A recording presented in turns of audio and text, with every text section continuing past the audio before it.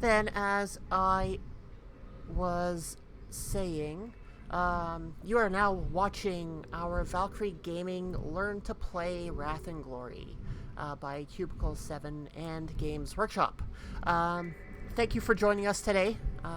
If you want a refresher after you watch this for what may have come in the first half, or if you missed the first half, on Twitch you could find the replay on it for about another week, and on our YouTube channel, which I'll have posted in the chat in a few minutes, and in the show notes. No, that won't work. Yeah, in the show notes, you'll be able to check all that out as well. And also, if you haven't caught the first one and you want to skip to that, that's the way to do it.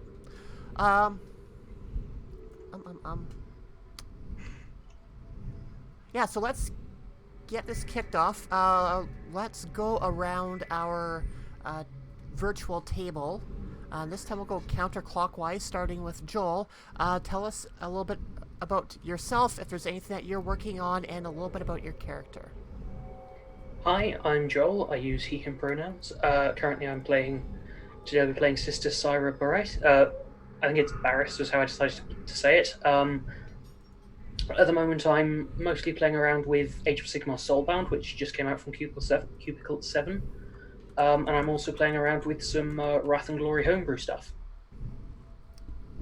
Awesome. Okay, then we'll rotate on to Rodrigo. Hello, everyone. I am Rodrigo. Well, I'm just, trying out at Charlotte's invitation, the system. I'm new to the setting and the system and everything. My character is Celestina. She is, like everyone else, an Adeptus Sororitas. I think I said that correctly. Yep. And she is basically a hot-tempered trigger-happy. And that's why she's been kind of punished, so to speak. She likes to shoot things. Yeah, and woman handle the arbites that she comes across. Which, you know what, I posed a question yesterday in the Wrath and Glory Discord about how you actually pronounce that, and there is no consensus to the proper way to pronounce the arbites, the arbites, there's so many different ways that people pronounce it. There is no consensus on that. But I do think that when referenced from Games Workshop themselves, I think it was like arbites. Arbites. So we're going to roll with that if they come up at all in this session. And then moving on, Aina. Welcome. I'm TM Nasul on Twitter, and this is the main thing I got going right now. I'm playing Alestes, another Sister of Battle, because that's what we're doing. And I'm excited to be here. Let's go kill some orcs. Yeah, the only good orc is a dead orc. Unless you ask the orcs, and they might have something to say about that. Cleric. Hi, I'm Kat. I'm a Cleric of Cord. I am playing Zephania Grigori, another Sister of Battle World with the Order of Martyred Lady, and she's here because she has to be a Repentia one too many times, and they sent her here. This was their form of punishment. Because Zephania has issues. If you go back and watch the Inquisitor streams on the Encounter Roleplay where Zephania was first introduced into 40k, Zephania has issues. So, but yeah, she's here to kill heretics and purify in the Emperor's name. And if that means that you have to die, well then. You shouldn't have been a heretic. Yeah, and that includes orcs. No. Yeah, the only good orc is in D&D, and that's where my characters tend to fall in love with them. So. Orcs need love too. Yes, they do. Outside of 40k. Oh, technically orcs in 40k are fungus. So. Yeah, they don't have sex. Oh, yeah. So they're really... Thank the throne. So they're really good on pizzas. Got it. Yeah, so if anyone has any ideas for a future fantasy sci-fi themed pizza joint, pizza with orc topping. Can I get pineapple on that? Yes, you may. But not anchovies. Alright, and I am Charlotte, the GM. You can find me everywhere on the internet at Foxfire22. That is FOXFYRE22. I am the GM and the host for this here little game we got going. I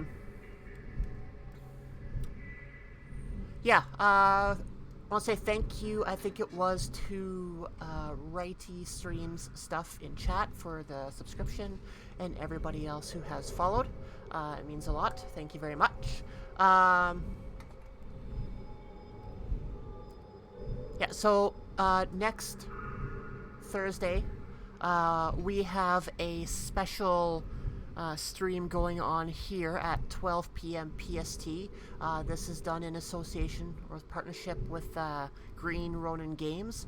We are going to be playing a one-shot session of Blue Rose. And we're going to have Joe Carricker, one of the devs for Green Ronin, do the GMing for us. So there's going to be Joe, myself, trying to remember her last name, Nicole Lindrus, one of the head folks at Green Ronin, as well as Troy, their communications director, and a friend of his, Zaina Day, who, from what I know, is another communications director in Seattle for political kind of stuff. So we around here want to demonstrate that games are for everybody, and any chance we have to bring new people into our role-playing game community, I am all here for it. As long as you're not an asshole. If you're an asshole, go away. There's places for you, just not here on my stream. Anyway, so that is next Thursday, and then on Saturday at 12 p.m. PST, we are going to be starting off our Soulbound Learn to Play game, which will span for 2 sessions, much like this one here. If you missed the character creation stream I did, you can find that both on the Twitch history and the YouTube, which I will throw up again in the chat for those who may have missed it. I went through the character creation for one of my players next week, and it went rather well, I think. We have, obviously, I'll be GMing next week. We have Keza, who is one of the Valkyries on the Valkyrie Discord. She also has a hand in the Age of Sigmar fan-made audio drama Madrigal, which you can find on Spotify. And then with her, we have an acquaintance of hers who will also be joining us. And then we have Elaine, who you may recognize from the credits for Soulbound, one of the writers. She's responsible for a lot of the bestiary and the flavor text for the Trade Pioneer, which was just announced when Soulbound came out. And we have Rune, who is one of the artists who drew the Trade Pioneer. So watching chat yesterday when everyone got going it was something. I cannot wait for this game, so make sure that you're here at this time next week, and we'll be running through Soulbound. So, back to Wrath and Glory. Wrath and Glory came out the other week by Cubicle 7. They spent about a year getting their hands all over it and massaging it into the wonderful piece of work that it is right now. And actually, for the players who are all playing Sisters of Battle, we have Elaine in the chat, I believe. I did see that she followed, Delayed Elaine. She is responsible for most of the writing of Sisters of Battle in the new book. So, no pressure. So the book just came out. We went through character creation about a week and a half ago. We had our first episode a week ago, and now we're into the second one. So a recap of what happened last time. Last time, the sisters were called down to check out an unusual scene in the Underhive. And this particular hive, we found out, is Necromunda. So they were asked to come take a look at a few bodies that were left torn and mangled. They were killed evidently by what looks to be orcs or orc weaponry. They had a bunch of teeth that were missing. One of them was missing a jaw. There was cleave marks in their chest. Did we say one of them had an arm? I think so. A missing one, yeah. Yeah, there was a missing arm. No, there was only one arm left. One of them had an arm. I think that's what Charlotte was saying. Yeah, one arm between the three of them. Yeah, so after Celestina tried to threaten or intimidate one of the Arbites, they went on their way to follow a trail of blood, which came to a crudely drawn, I guess, effigy of some kind of god in blood. From there, Sephenia proceeded to take her chainsword to it and destroy any evidence whatsoever that it was ever there. Clearing off graffiti is truly the Emperor's. We must cleanse and purge all heresy. In the Emperor's name. In the Emperor's name. Alright, so then from there, they ended up following a tunnel down, which came out to an opening that had a gate. And one of them tried to open the gate, and they could not open this gate. So two of them tried. So on that, we covered off doing a basic skill roll, as well as having assistance in that roll.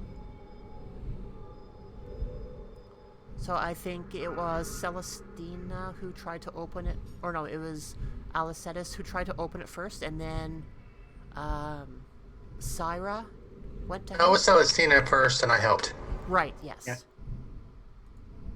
Right. Syra doesn't have power armor, so she's at her base strength, so...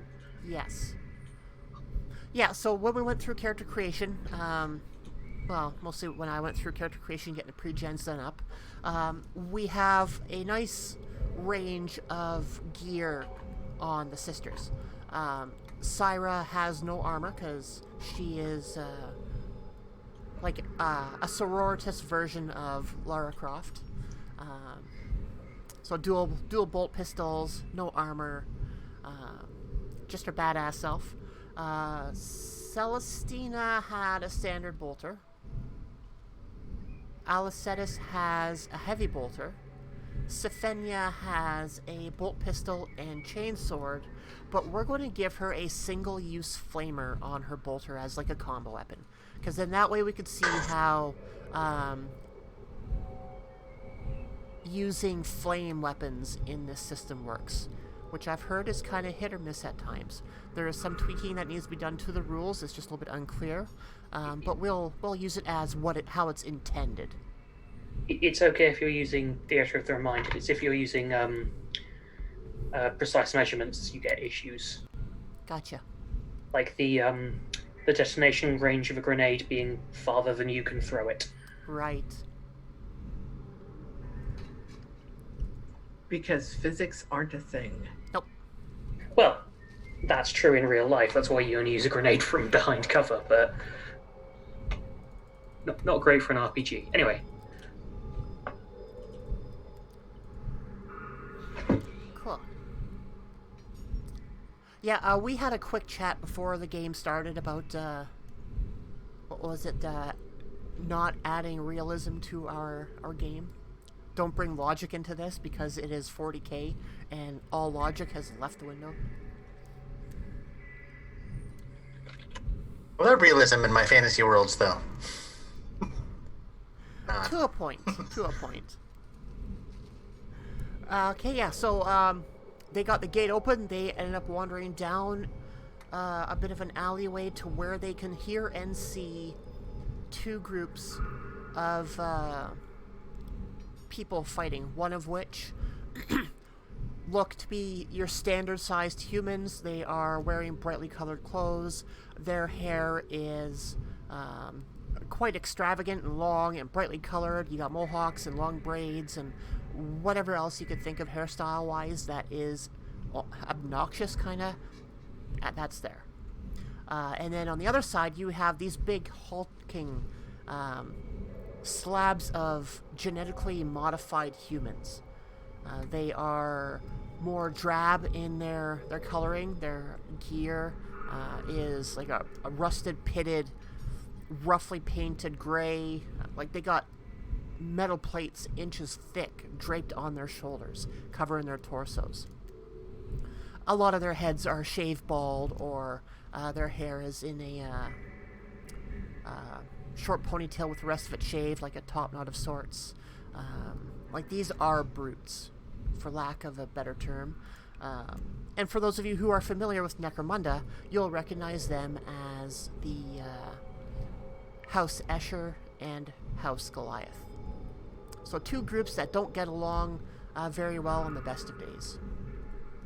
And that is where we're going to pick it up. Since this is a training session, essentially, if anybody has any questions from the players or in chat, feel free to ask them. We'll get to them at an appropriate time. We are here to learn this ourselves. I'm here to learn how to run this game, and hopefully here for others to be able to learn from us on how to run it, how to play it. And if you want to try and sell it to your players or your GM, perfect opportunity to put our video right in front of their faces. Say, here, watch this. Let's play. Let's try it. This is not a paid promotion for this game or any other games that we'll be playing in the near future. I'm not compensated by the companies that we're doing this. Blah, blah, blah, blah, blah. Ask your doctor if Wrath and Glory is good for you. Yes. Yeah, I like that. I'll have to get... It is okay. It is okay, however, if your Wrath and Glory does last for longer than 4 hours. Because uneven tire wear. Yeah, for people who haven't played online yet, yeah, you're sitting for quite a while, and we tend to do pretty consistent stretches. It gets warm. That's If all you I'm find saying. yourself breaking out in chaotic mutations, do see a Medicaid. Yeah. Contact your commissar now.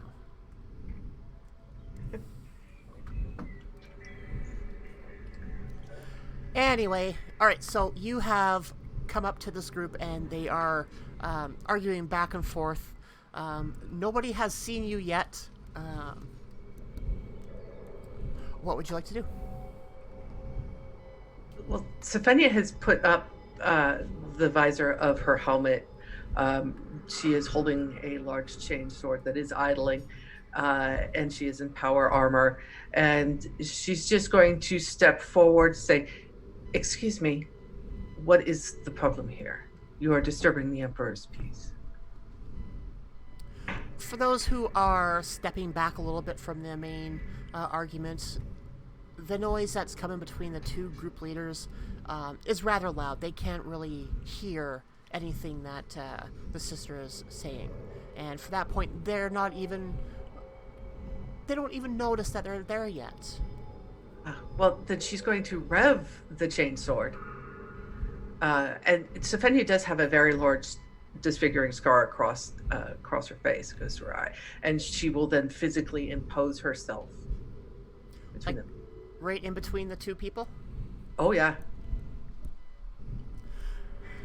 Alright, so the Escher House and the House Goliath leaders, they're arguing back and forth, and they see this Sister of Battle walk right in between the both of them. And it takes them a second to realize, it takes the Escher gang leader a second to realize what's going on, and you see her stop talking.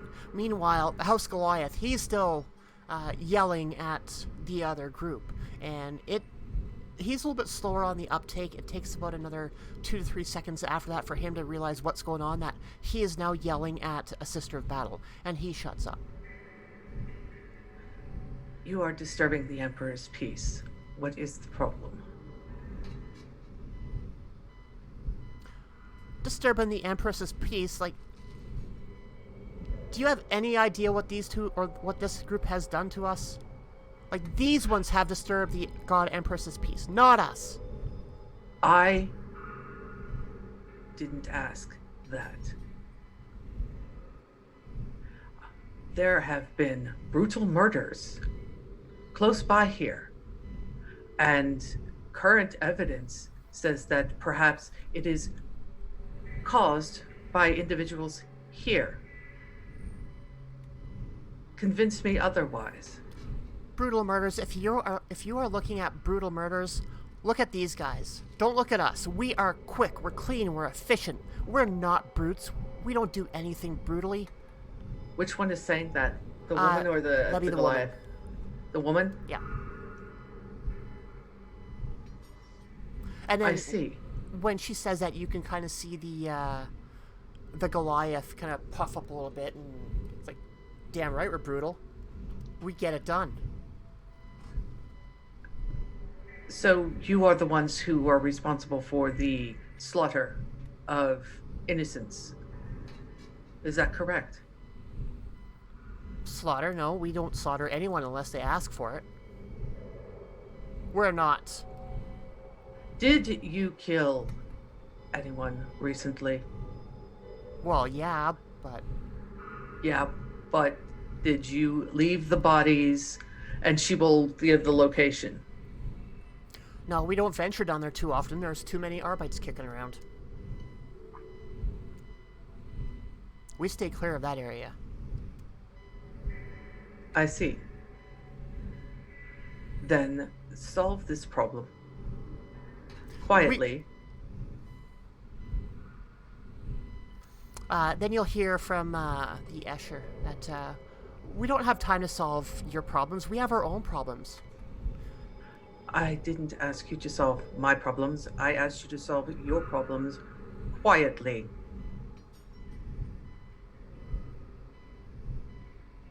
Wow. Don't tell us that. Tell them.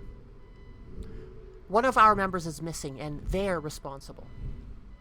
And then You have sorry. you have proof of this.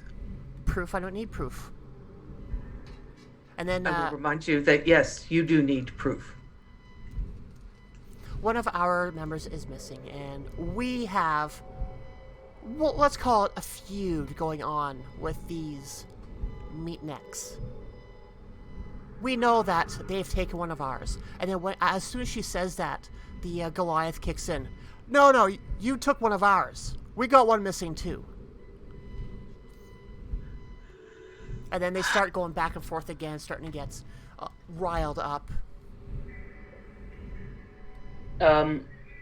If Syra asks a question, will it get answered, or will it just kind of be lost in the argument?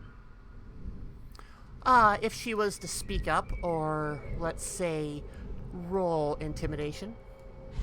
Yes, I think she will roll intimidation, and I think the way what she's going to do in story is she's just going to draw a bolt pistol and shoot it into the ceiling. Let's see, what's my intimidation? My intimidation dice pool is only 2. That's not great. Can I assist at intimidation? I was going to say, Savenia would be happy to insist by turning around and just literally going nose to nose with the Goliath. So the way help works is you give me your skill rating as extra dice. So that's not your total pool. That's the specific rating you have in intimidation. Did we get that wrong last time? We may have done. I think we did an entire dice pool, like your attribute and your skill. And it's not the pool, it's just the rating. Okay. Okay, so it's not my ranks. It's not the ranks that I have in it. It's just the rating, correct? No, it's not the total dice pool, which is the rating plus your plus the attribute, which is intellect. It's just the rating you have specifically in intimidation. Okay. The rating I have is only 1. That's Same. an extra die. I happen to have 4 in. Wait, it's my rating. It's my intellect rating. No, it's your intimidation rating. Okay. So I'm still getting used to the abbreviations on this sheet. Okay, yeah, so that is a 1. Okay. Is Celestina going to help as well? Yeah, sure, Let's definitely. make this a complete group effort. Let's do Yeah, this. Celestina is always happy to raise a gun and shoot it in the air. What's your intimidation then? Just the one as well. Okay, well that adds up to 5 dice total, which isn't bad. So let's try. I'm gonna raise my BFG and just point it right at his head. What's the DN on this, Charlotte? Let's go for, we'll say 3. Here we go. Yes. Okay, yeah, so, like we covered last session, Wrath and Glory is a D6 dice pool.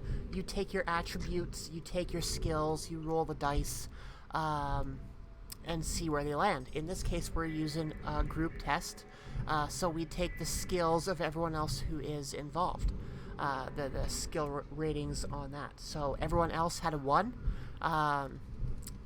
Joel had 2, so that gives us 5 in total. And then now we're looking for dice rolls of 4, 5, and 6. And 6 count as double successes. And the wording for that is icons and exalted icons. A success is an icon. A 6 is an exalted icon, which counts as 2 successes, basically. So what do we get here? 1, 2, 3, 4 successes.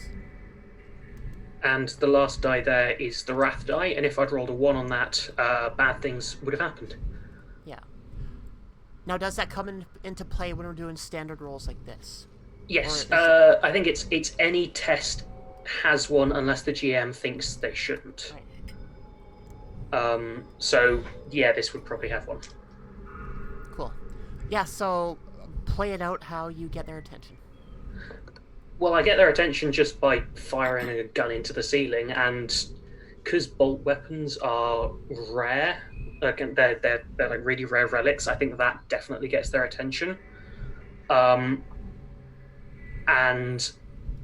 I think I kind of just I kind of meet both of their eyes, and bear in mind, Syra is only 4'10".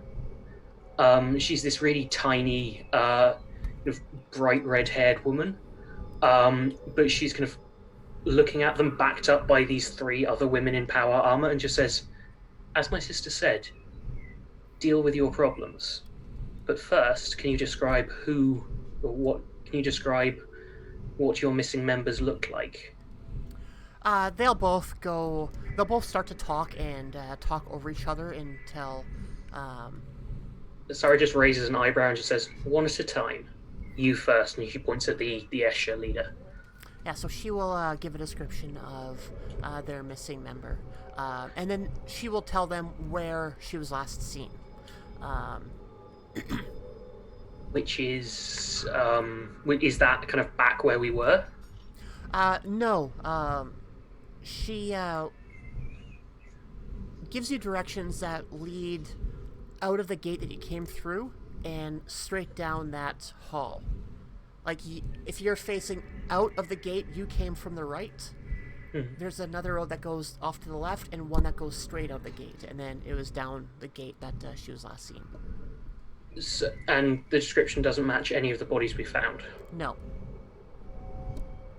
And obviously I asked for the same thing from the Goliath leader. Yeah, he'll basically say the same thing.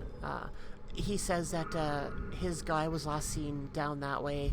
I mean, thinking back to the people that you took a look at and looking at the people who are in front of you now, you have a really good idea that they're not part of that group that was dead on the ground. Goliaths are huge gene-enhanced individuals. Escher are sleek and graceful warrior women. So you're getting basically the same answer from both groups now at this point. And the people disappeared in the same place. They were in the same area when they were last seen. I just remembered what you called this one shot. Yep. Yeah. Stephania in her power armor is close to eye to eye with this Goliath. She's a large woman and she's in power armor. And she just She just catches his gaze, his eyes, and says, "You will take your people and turn and walk away. We will find you when we find your missing member. If I find you harassing these women again, I will dismember you. Is that clear?" He takes a moment and just stares at Sophenia as he thinks this over, and The chainsword revs. he'll look down at it and give a slight nod, and then start to back up a little bit, and turn And to she will his, She's going to stand there and wait till he walks away with his people. yeah, so he'll take them and start backing away, and you see them get out of your vicinity at the very least, like slowly back away. They don't.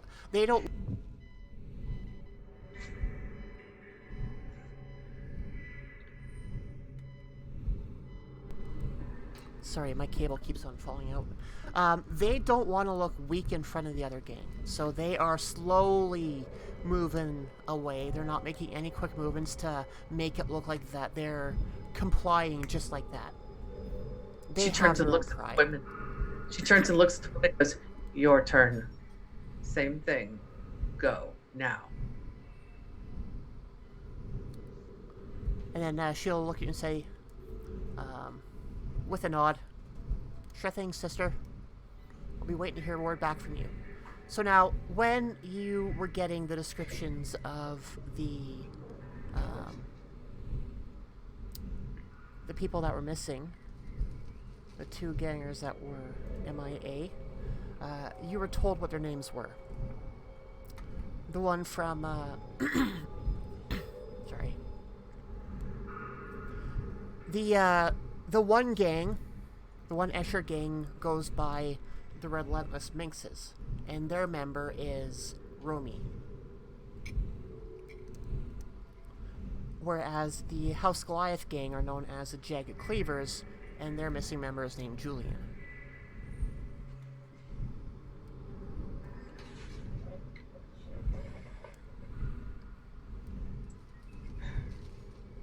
I just hope they have not fallen afoul of the orcs wandering through here.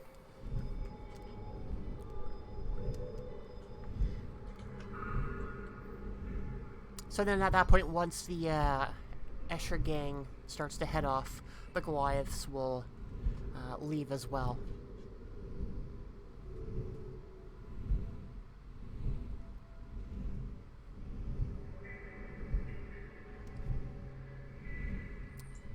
Celestina. Go ahead. Celestina's just a little down that she didn't get to shoot anyone in the kneecap, but just that. I think if you shot anyone with a bolter in the kneecap, they wouldn't have a leg left.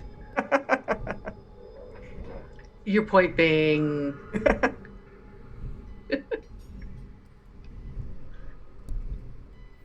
Right, so which way are you going to head?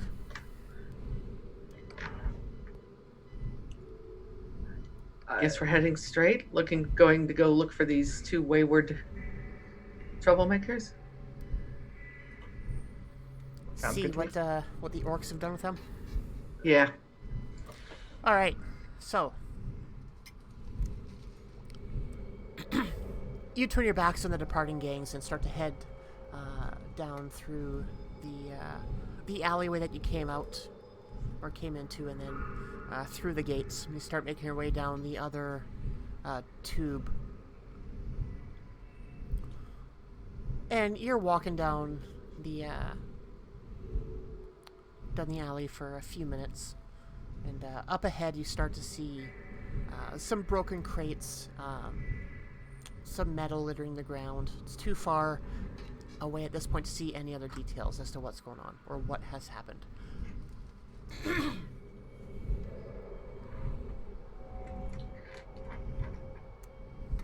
I think... Wait, sorry, we're too far away to see what's happened, or...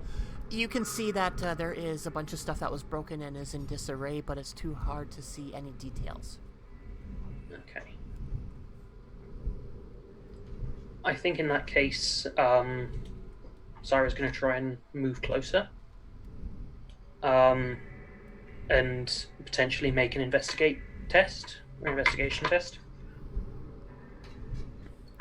Okay, so you're going to get right up to the debris. Yes, but I've got both of my pistols drawn. Okay. Celestina would like to assist in that test by providing no dice whatsoever. Okay, I actually have 5 in this. You are there for moral support. And potentially to yank me out of the way if there's an orc in there. Yep, mainly that. Yes, Safenia's watching for threats. What was the DN on that test? Because I think I failed it, probably. We'll say 2. In that case, I succeeded. Cool. Yeah, when you get up Actually, closer... yeah. Go ahead. I was going to say I got 3 successes because one of them was a 6. Awesome. Shifting can be done... I couldn't shift on that. Because you need excess Well, exalted. you would have that because your 6 would count as the 2 successes plus your 1 success. Yeah, but the DN was 2, so... Yeah, your 6 would count as your 2. Yeah, but you can only shift exalteds. Oh, right, yes. So I would need to have a 6 over after I'd met the DN. Gotcha. Alright, so yeah, you're looking down at the debris, and you can see a little bit more detail. You see some scraps of cloth, dirty cloth. There is some blood on the ground. Nothing major. It's not as if someone's like missing an arm or anything. Just a slight cut of both red and green. If I recall rightly, orcs have green blood. But you don't see any bodies in the area.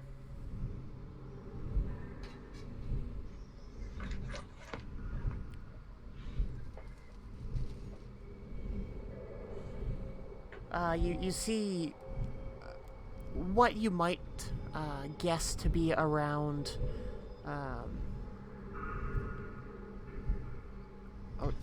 10 pairs of footprints. It's really hard to make out any details to what's going on.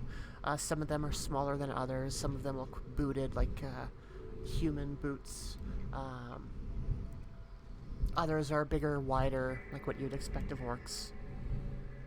Is there a direction that the... Can I tell anything from the footprints? You see them scuffling off into... basically following the road straight ahead. And there's none going in any other direction? No. No, sorry. Along the sides, it started to open up a little bit, and you see like wooden fencing along the walls. There are some areas that have been broken as well from what looks like bodies landing on them. I was trying to picture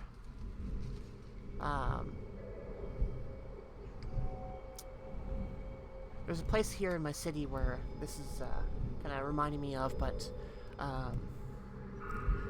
so you're going down an alley, and on both sides there's some wooden fencing, some broken, some solid, some leaning, and behind that you see crates that are kind of stacked up haphazardly, like an outdoor warehouse of sorts, like a shipping yard with crates. Off in the distance, up to the side, or up to the left side, you see like a loader, a forklift, with a truck beside it. Nobody's visible in the truck or in the forklift. No one's around from what you can see.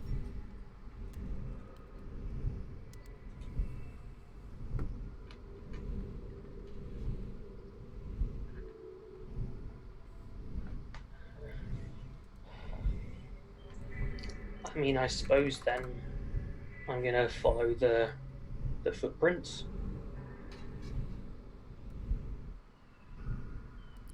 Okay, so you're going to keep on heading down the alley? Yeah. Okay. Alright, so for complete transparency, since we're trying to learn how to play, I am going to need...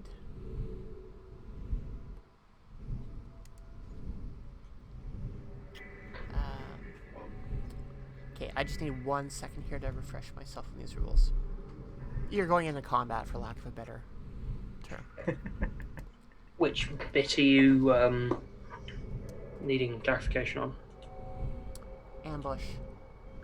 Huh. Oh, great! We're ambushing someone. I was about to say that is. I mean, how stupid are orcs to ambush 4 Sisters of Battle, 3 of them in power armor. No wonder we put them on pizzas. Now, Delicious. I did give Alicetus a different talent, Ever Vigilant, which you never let your guard down. You gain plus double rank to your passive awareness. I think that was Yeah, I think the orcs would probably need to make a stealth check to ambush us, Yes. which is against our passive awareness. So I guess whoever's is highest. Yeah, so what do we got? Sephenia's passive awareness. And this is one complaint I have about the character sheet is it's on the second page. It needs to be on the first page. Okay, I was going to say I made a mistake on mine. Cyrus is actually 3. I think I wrote it as 1. Passive awareness is 2 for Sephenia. Yeah, Syra has hers as 1. Is it rounding up or down? Yeah, because what was your awareness? Awareness was 5. Divided by 2 would be 3. Wow, divided by 2 is 2.5, round up 3.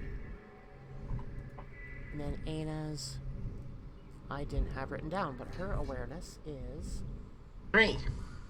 2 plus the extra. So it would be 4, which would be 2 for yours. So I think how this works is... So she has an effective one of 4 because she's adding double rank. Yeah. Yeah. So now I gotta pull up my stat blocks for the orcs. Because the way that this would work, if I remember rightly, is anyone who's attempting to do stealth rolls their stealth first, and that's basically what they have to work on. At any time that they do something which would potentially break that stealth, they lose points in their stealthiness. So each time they go to do something, the players or the other side would be rolling against what their remaining stealth is. And if they roll more successes, then they will hear something, see something, be alerted to some other force in the area. I think that sounds right. I think that's how it works, yeah. Alright, so... And if they are ambushed, then the orcs will basically get a free turn, and then everyone else is able to act.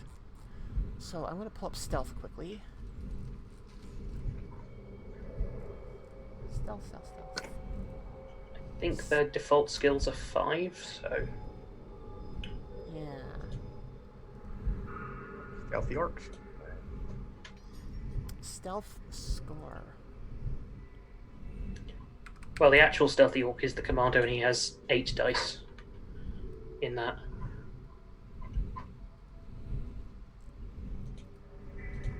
But presumably it's just a boy. Oh, you could presume that, but you would be wrong.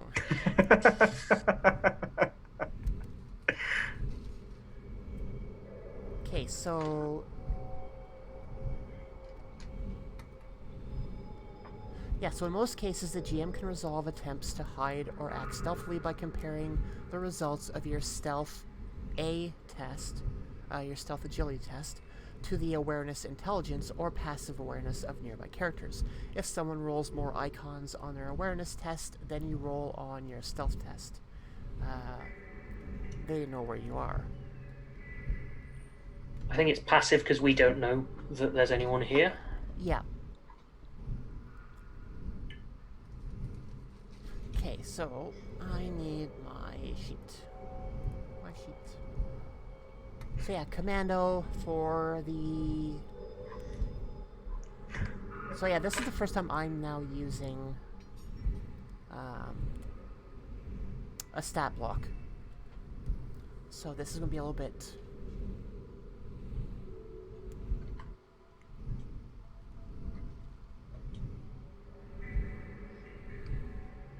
Okay, yeah, so for their skills, they have Stealth 8. And like most other games that you see, at least from Cubicle 7, I think they have their skills and their attributes rolled into their skills itself. Yeah.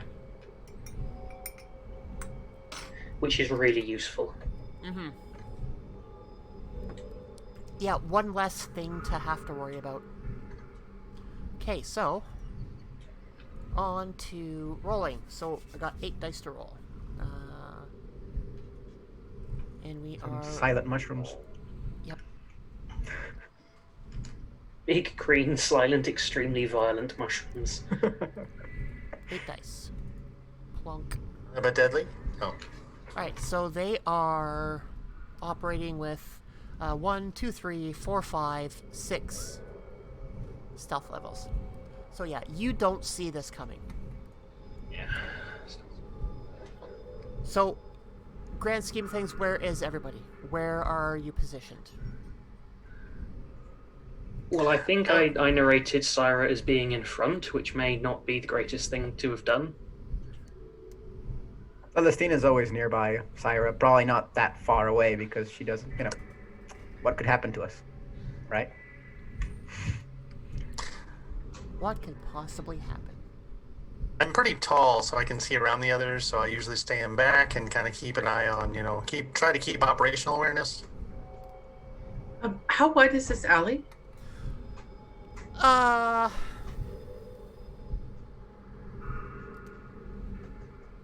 We'll say about 5 meters from fence to fence. Okay, so about 15 feet. So the way I would picture it is we're in a kind of a rough diamond formation with Syra in the lead, Alestis in the back, with Celestina and Safenia kind of off to the side, creating kind of a rough diamond shape. So she would be on, if Celestina is on the left, back and to the left of Syra, then Safenia would be off to the right. Okay. Does that make sense to everybody else? Does that sound good? Yep.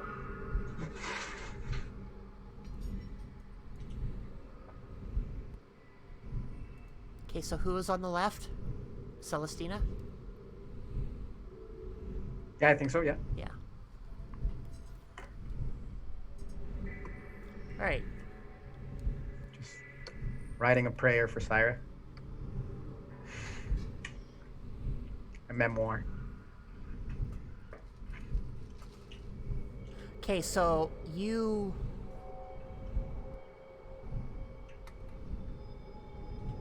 start to hear some wood creaking and splintering off to the left-hand side as this large green orc in green fatigues hops on, and he's waving around his slug and saying, "Oi, you Umis! It's time to meet your end." And he starts to open up, aiming at Celestina. So, to see if he hits, we have to roll ballistic skill. You actually roll stealth because of his battlecry ability. Yes. Yeah, in most cases you would roll your ballistic skill. In this case, his is a 4, but he has a special ability to be able to, during the first round of combat in which a commando ambushes their opponent, they may use their stealth dice pool of 8 for any test. So, even more deadly. Okay, so, we will take 8 dice again. Oops. 5, 6, 7, 8. And then now we're looking for 4+, and, oh, gross. 1, 2, 3, 4, 5, 6, 7, 8. And then last dice being a wrath die, landed on a 3, which doesn't trigger anything. So, 8 successes. Ouch. And you can use those 6s to get extra damage as well. Right. Okay, so this is where I'm going to slow down a little bit. What do we do next? Since I haven't had a chance to play through Combat Simulator. So the N was 4. Celestine's defense is what? Where can I check my defense? Should be on your sheet below survival. Or it's your initiative -1. It's blank. I -1 then. Yeah. So that'd be a 2. Yep, that's a 2. So yeah. So that's a pass, and then every 6, every exalted icon, we can shift for extra damage die. So it does a base amount of damage, and then we roll its extra damage. So its basic action is its basic extra damage. The amount of dice it rolls is 1, because we're shifting twice for 2 exalted icons for damage. We're rolling 3. It's rolling 3, and that's a normal roll, but it doesn't have a wrath die. So it's just every icon. It uses icons and exalted icons. For every success, you add an extra damage on top of what it would otherwise have. Okay, so, what did I just have up? I had Cyrus' sheet up. Or no, sorry, I had Celestina's sheet up. Okay, so, with the defense being 2, does that become the difficulty to hit? Yes. Okay, so now... Unless you're in cover or whatever, which can modify it. So then if we're looking at 2+, then that is every single dice hitting. It's if you roll more than 2 icons, you hit. Oh, okay, right. It's and not... then any exalteds over, it's specifically exalteds that you can shift for extra damage. Gotcha. See, this is where reading Soulbound for a while is starting to get things kind of confused. All right, so we need 2 successes to hit. Which you've what got. The defense is, yeah. So, Yep. And does that subtract from the dice pool? It does not. No, it's just if you roll more than 2 icons, you succeed, or 2 or more icons, you succeed. Okay, so then... Those extra regular icons don't do anything, but the exalted icons, the 6s, right. you can then shift for extra damage dice. Right. Which takes you from 1 to 3, and now you roll 3 dice and determine how much extra damage you do. I'm just quickly filling out the parts on her sheet that I missed. Toughness plus tier 2 to 5. Okay, so the damage on the Slugga is 10 plus 1 ED. So we have a solid 10 damage plus 1 extra damage dice, which gets tossed in. But now, like Joel was saying, we can take 2 of the 6s and shift them into an additional extra damage dice each. So now we're rolling an extra 3, which falls under the same... It's the same dice mechanic, but there's no Wrath die and no DN. Yeah. And then I don't think they have the talent or trait to make it... I think it's brutal now. Yeah. Yeah, because... Anyway, we'll get to that when it's your turns. We'll get to it when we're dealing with the chain with us. Yeah. Okay, so we're rolling an extra 3 dice.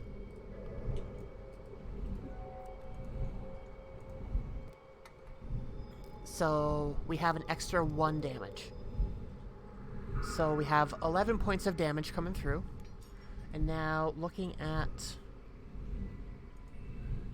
Celestina's sheet. Armor, like the resilience total in this case is 6. So, Is it? I think so. Power Base armor is AR. of 2. Power armor is Or it's AR5. AR5. Did I type that wrong?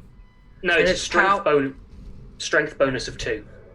Because I know for Safenia's, her total resilience is 9. She's got a base of 4 with an armor of 5. Okay. Yeah. Then I messed that up. Powered 2 means you get strength 2. You get an additional 2 strength. Yeah, I don't know why I had that transferred over like that. Alright, so anyway, the resilience is 9 with the base and the armor. We have 11 points coming through, so 2 points of damage go through. Now we can roll determination. So normally you'd take 2 wounds. Yeah. And being wounded gives you a penalty to everything you do. So if you make any test while you're wounded, the DN goes up by 1. Yeah. And determination you can roll. Okay, so I just have to...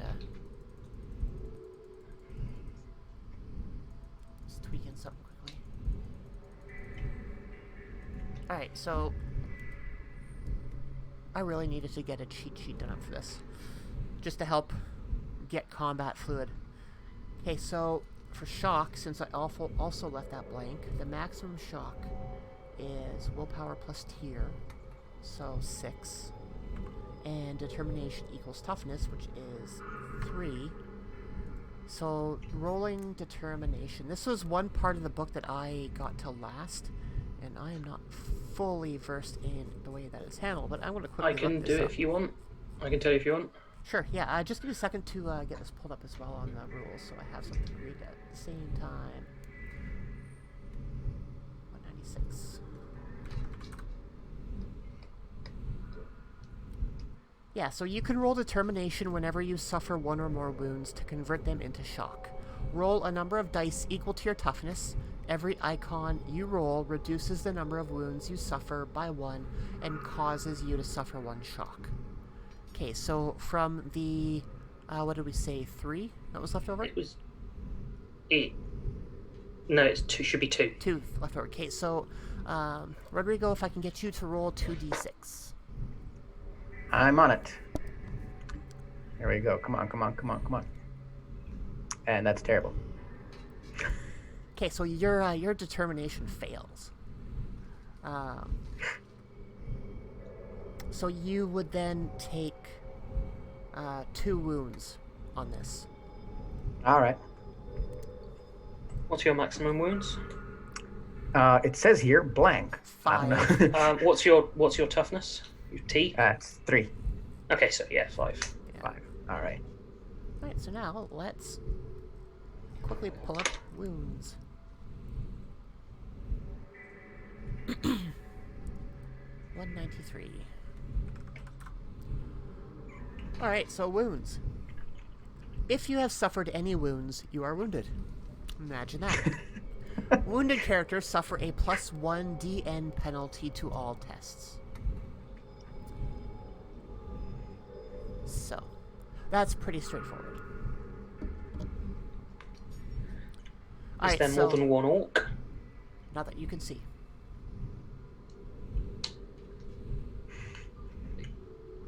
I don't like the sound of that. Alright, so now his turn is done. Now, the way that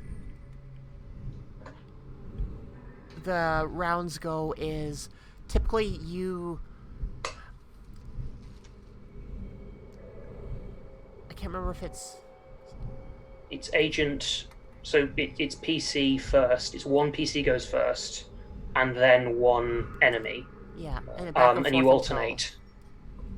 Yeah, I just couldn't remember if there was something on there for like an initiative bonus type to determine who goes first, or if it's just the party decides. It's party decides unless you're using kind of rolling for initiative as an optional rule, but per normal it's just an agent, which is the word for a PC, and then you decide which one it is.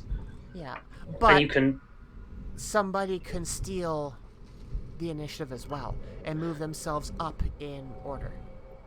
But you can only do that if one of your side has gone. So you can't. So the orc can't do it. Yeah. And we can't do it either because we don't have the. PCs need to spend something called glory. Right. To do that, which is because PCs have wrath, the party has glory, hence wrath and glory. We'd need to spend it to move. Basically, you move.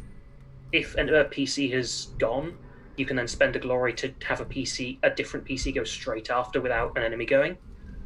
But you, obviously, because we don't have any glory, we can't do that. Right. Okay, so who wants to go first? Me. Vengeance will be hers. So Celestina. So I was shot, right? Yeah. So yeah, Celestina takes the shot. It hurts like hell. She takes one step back, and then she just grins widely and just aims the gun and starts shooting. All right. So then, you would then roll your ballistic skill. The way you described that, it sounded like you were using an aim action, which means that you don't get to move, but you take a moment to just line up a shot. Oh yeah, I'm I'm standing still. Yeah. Yeah. That means you get, I think it's +1 die. You get bonus die. Ooh, I so think that would so. cancel out with the wound. It wouldn't because it raises the amount. It raises of the target successes number to get an extra dice, right? Yeah. Okay. All right, So so that's 7 dice then. Yep. yes, and Are we you all- have... The other option you have is you can, if you look at your bolt gun, it says salvo 1. Mm-hmm. And that means that if you take what's called a salvo option, in this case it would probably be full auto, you can expend one of your 3 reloads to get an amount of bonus dice equal to your salvo option. Oh yeah, I'm doing that. So that would bring which it up means you to. But then that would be a one or the other, though, right? A salvo or an aim. No, you can do both. I Can think. you? Okay. Yeah, it means you can't move, but salvo that's just part of your attack, and then immediately he can use his simple action. You can use a simple action afterwards to immediately reload. Right. Because you get a move action, a combat action, which in this case would be the attack, and a simple action, which would be reload. And then a reflexive action if you need it. And there's Yeah. like 5 different actions that you can do to build up your turn. Yeah. It All right, sounds like so a with lot this- at start, but once you get into it, it gets a little bit more fluid. Yeah, that's with every game, so Yeah. no problem there. So with the aim and the salvo, that would be a total of 10 dice? How salvo- many? Salvo. What salvo How many is a bolt gun? It should say on your sheet. If you've got it on there. If not, I can look it up. Can you look it up? I don't have. Yeah, I don't have that on. It's for a standard bolter. Yep. Range weapons. Here we go. I failed. Gun. Salvo 2, so you get 2 bonus dice. All right, so that's a total of 9 dice then. One. Yep. And what's the range on this, by the way? How far away is he? Because that matters as well. We'd be looking at about medium range, I think. Okay. So that triggers rapid fire, but not short range. All right then. Here we go. Then what is rapid fire? That's extra damage dice. Okay. Actually, no, it doesn't trigger short range even. Because it doesn't trigger rapid fire because it's not short range. Okay.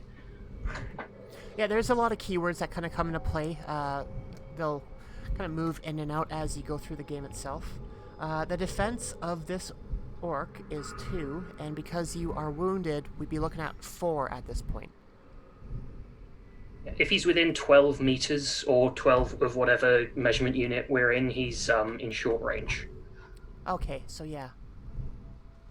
He's short range. Yeah. Okay, then you get an extra bonus dice because it's short range. 10d6 is brutal. This should be good. Come on, 6s. Here goes. Oh, wow. Hey. Shit. Wow. Okay, so we got 1, 2, 3, 4, 5, 6, That- 7, 8, 9, 10, 11 plus the wrath die is a 6. Which is a critical hit. Celestina is blessed. Do you want to resolve the crit? I guess. Like, And it was an orc. I want to riddle him with holes, if that's possible, mechanically. Mushroom sauce. Oh, look, mushroom pate. Okay, so I'm going to pull up critical attacks here for a second, just to give a quick read through. Yeah, so critical hits are triggered when you roll a 6 on the wrath dice as part of an attack test, which you have done. And that is on also 197. Alright, so... Oh, hey, there's a critical hit table. Critical hit table is fun. So roll a d66 and compare the result to the chart below.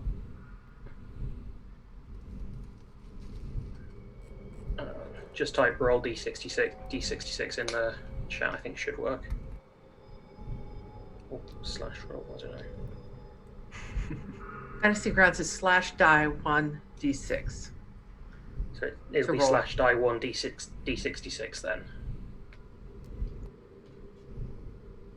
Yeah, or just roll 2d6 and we'll take that as a Yep. d66 roll. Yeah.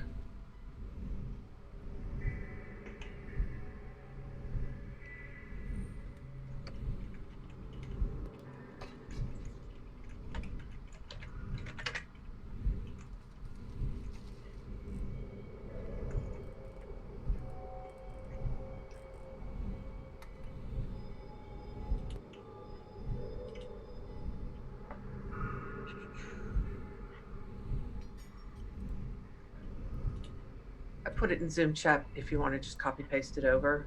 It will, because it will roll it that way.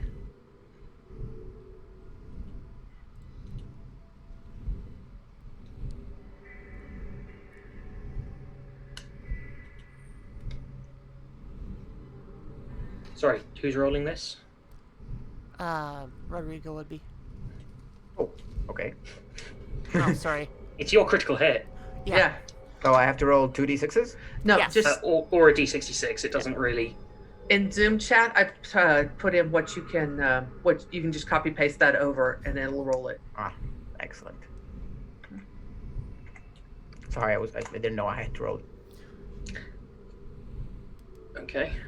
8. No, I think it does have to be 2d6, just based Yeah, on the way 'cause the that- table's set up. Is it? Okay.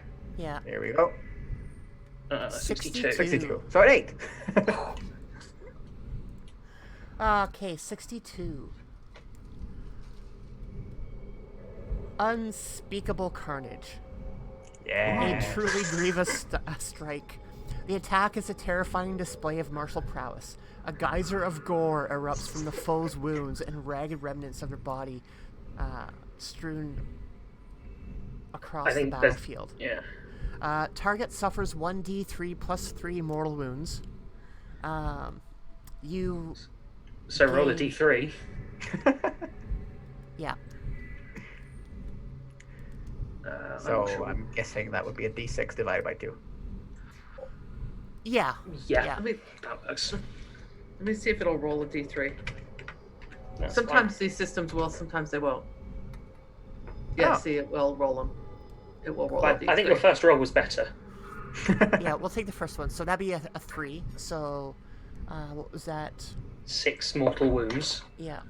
And mortal wounds don't. Mortal wounds, I don't think you can roll determination against them, and they bypass resilience. Okay, let's look that up quickly.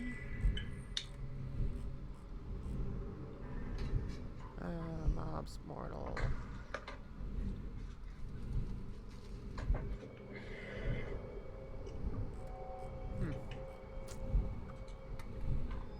I don't see mortal wounds specifically in the index. What about wounds mortal?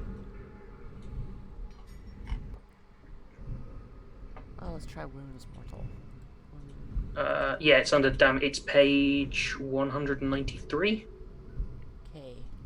Mortal wounds represent damage that is particularly brutal, exotic, or otherwise incredibly dangerous. Mortal wounds ignore your resilience, inflicting mortal wounds directly. determination rolls can't be made to negate mortal wounds unless a talent, item of war gear, or the GM states otherwise. And in this case, the GM would be a fool to state otherwise. So, the wounds on a commando, where are those? Are 6. So you've taken him to max wounds already. He's only just alive, and then you've got the rest of your damage to resolve. Yeah. Yeah, so basically all the damage that's going through, he's dead. Your critical alone has put him down. He's still alive because you can sit out max wounds. Yes, but the critical itself has taken the mortal wounds right to the very limit. Yeah. So anything else that would bypass his resilience of 6 would be done in this case. And the bolter is what, 10 damage plus 180? Yeah. Yeah, so that right there will give him another 4. Determination can't be rolled. Yeah, so Rodrigo, do you want to describe how you violently murderized this orc who decided to pick on you?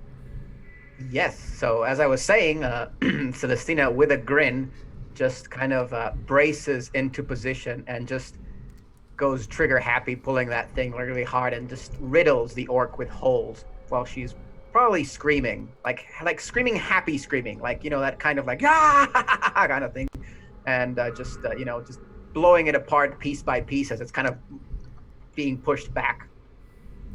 Yeah, you see chunks of gore go flying in all directions as the mass reactive rounds explode in the body of the orc, with the final bullet going right into its skull and blowing his head clean off of his shoulders and throwing the rest of whatever's left of the body back off the crate. Yeah, Celestina doesn't know much of the world, so she's happy to be outside, experiencing life. Living life to its fullest. One thing I will note is that because you rolled 2 6s there, 2 exalted icons, and you didn't need to exchange them for extra damage die, you can shift them for other reasons, including giving us a point of glory, which is kind of a meta currency we can use to make mortal wounds more damaging, to make critical hits more damaging, or seize the initiative. And I think there's a couple of other ways we can use them as well. Yeah. I will give any extra glory I generate to Stephania's chainsaw. Oh, and you can increase the damage of a successful attack with glory, and increase and add bonus dice to any test.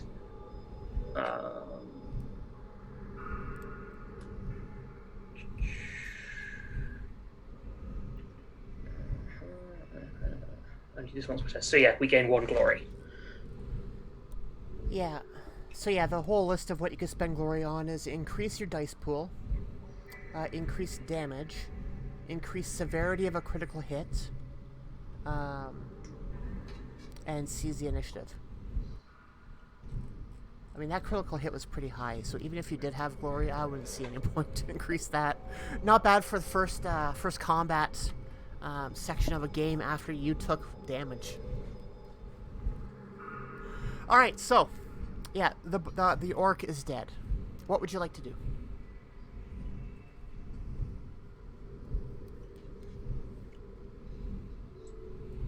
I will say that will have emptied Celestina's gun, so she can spend an action to reload. And then that means you start with 3 reloads, so you now have 2 reloads until kind of the end of the session, I think. Yeah. So I guess we continue on. Yeah, if you like. Checking out all the nooks and crannies as you go through to make sure you haven't been ambushed anymore. Yeah. Can we kind of establish that we're now checking for ambush? Yes. Okay. Yeah, your heads are on a swivel. You're a little bit more alert than what you were before. I'm just trying to figure out how you can heal wounds, just to be able to read that out quickly.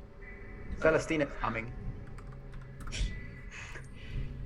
Wounded, dying. It's under that section. Memorable injury. It's under resting, I think.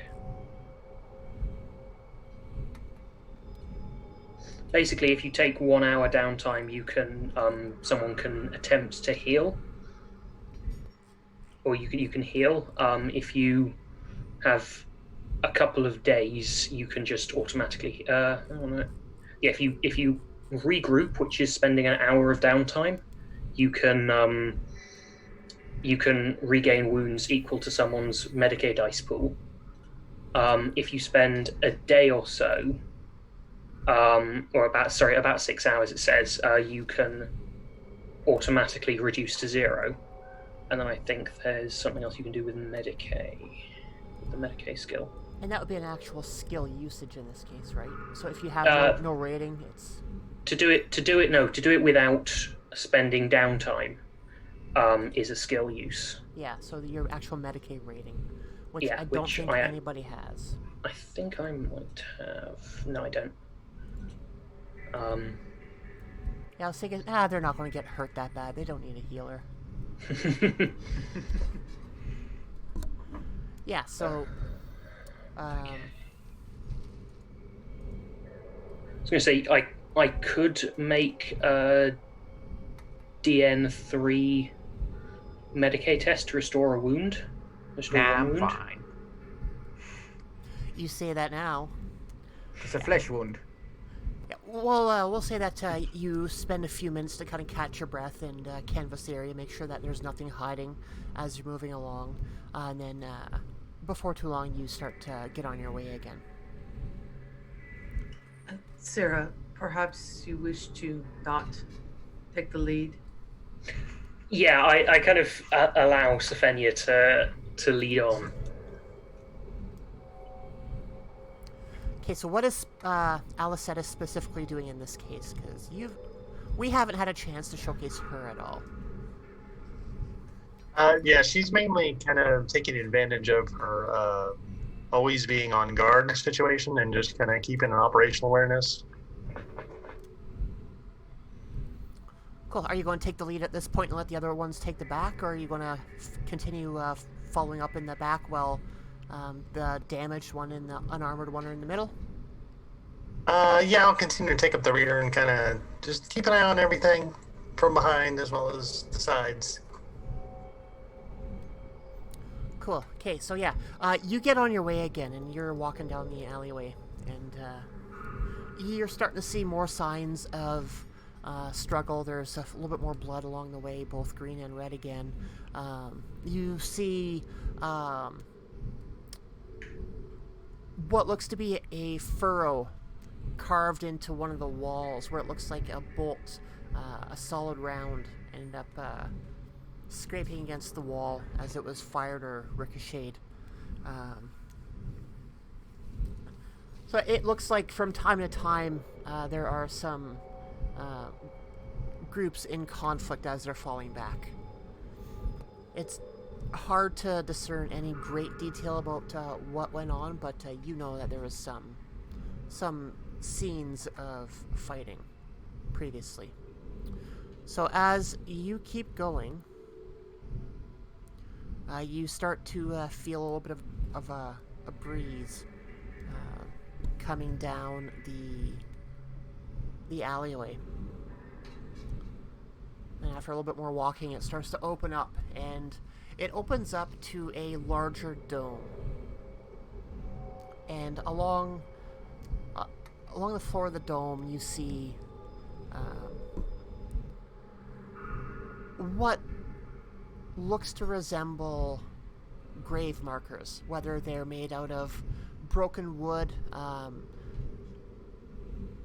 attached to the floor in various ways, or actual stone plinths with people's names marked on them, little trinkets here or there to pay respect to those who you're assuming are in the ground. Like this looks like a cemetery. There are mausoleums scattered throughout the dome itself. There's I'll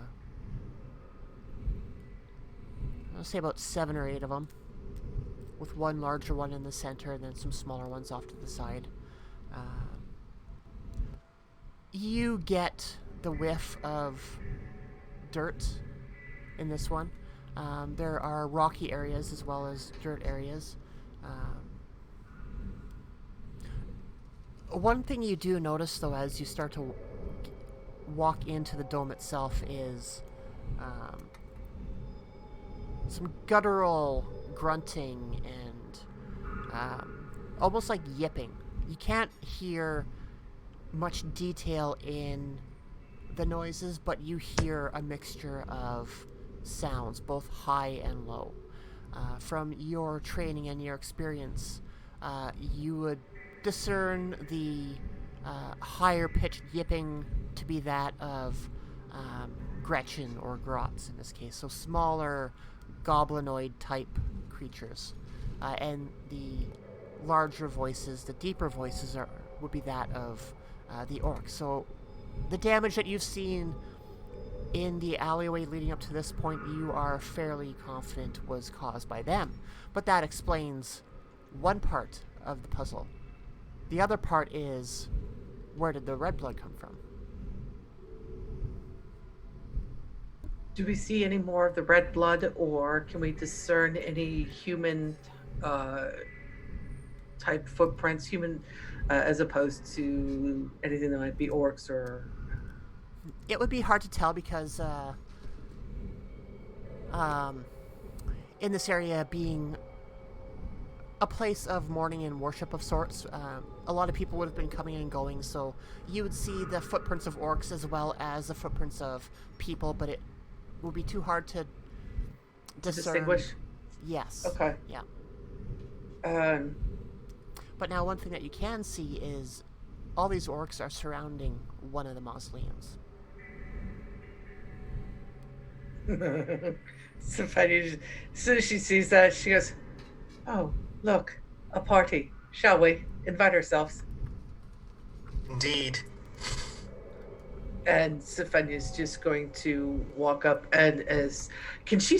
I want to stealth up towards the orcs. Sure. Roll Okay. your stealth. All right. So I'm assuming that everyone else is going to try and follow suit to get up as close as you can. So I'm going to have everybody roll their stealth. Oh, so that's 2. I actually have a 7 dice pool in this. Nice. What range are we at now? You're like extreme. Okay. I want to try to get it to at least middle range, if not short. Sure. I Yeah. mean, 6 meters is still a fairly. That's 18 feet, 20 feet. So So that's 5 successes for me. 2 successes for Sophia. Okay, I need to keep track of this somehow.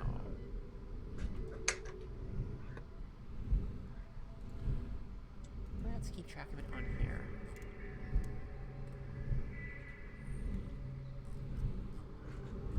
So that's 2 for Elicides. Because it's an exalted. Holy. Oh my god! Right, so that's an additional point of glory because that was a 6 on the Wrath die on a non-attack test. Celestina is Celestine- blessed. Yeah. Celestina is truly a beast. Wow. Yahtzee. It's all in the name. I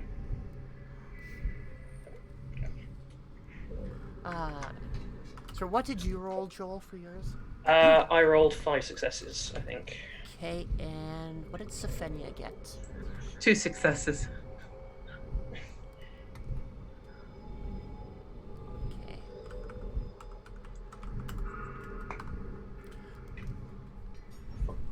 Five icons, sorry. Nice.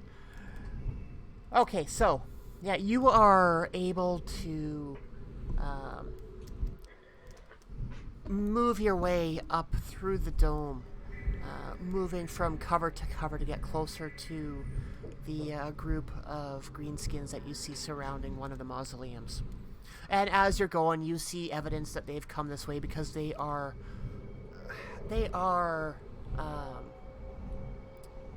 free in their destruction of everything around them. Like, you see broken grave markers, both wooden and stone, smashed along the way, stuff tipped over, and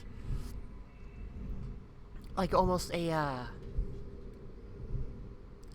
wave of destruction in their wake. Are there? How many are there? Sort of total. At this point, what you can see is, and this was a hard part to try and write out for the first time on actual balancing. So let's say we have 4 orc boys, 10 grots, which are also known as Gretchen, and there's one bigger orc at the head of all this. So he would be an orc knob, because the biggest is the bestest. Is there like one of the orc boys? Is there like a one that's standing away from the others that I could potentially sneak up on? As you are moving up, you're passing one of the other mausoleums, and off to the corner of your vision, you see that there's an orc that is behind it, but his back is turned. He's not part of the main group, but he is still there. I would like to try and stealth attack him.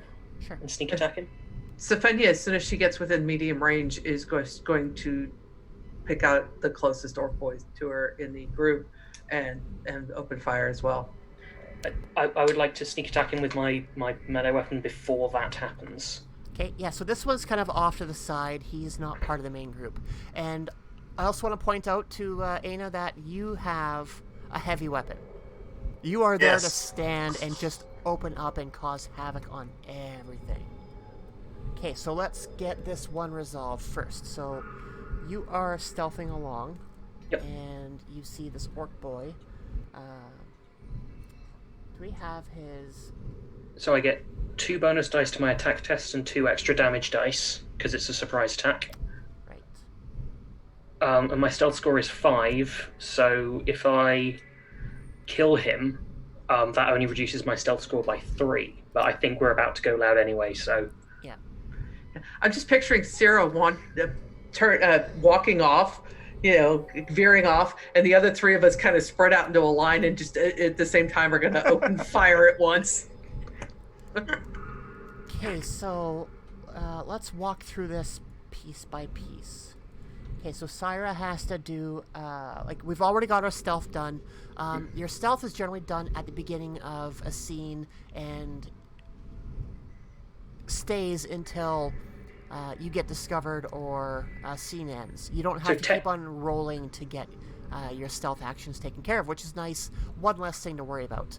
But you do have the other things to track if they are getting spotted or something. So because I'm surprise attacking this orc, I get 2 extra dice to my attack. So your base attack is 7. Or my base dice pool is 6, actually. My base dice pool is 6, which I'm adding 2 to. Because my weapon skill, which is linked to initiative, my dice pool for that is 6. I was looking at stealth for some reason. Yes.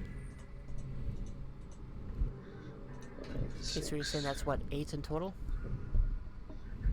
8. Yep. So 8 dice with my mono knife, which is it's a knife, but it's got a monomolecular edge, which means it has slightly higher damage. It has a point of armor piercing, and it has something that procs if I shift for damage. So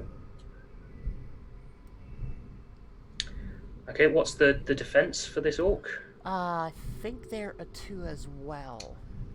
One second here. Okay. Orc boy.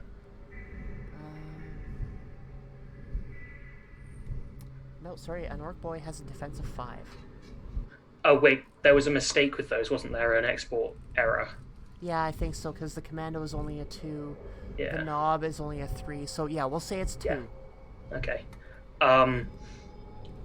So I get 1, 2, 3, 4 icons. So I pass, but I don't have any exalted, so I can't shift for damage and activate rending. But I do 3 damage plus my strength, which is 3.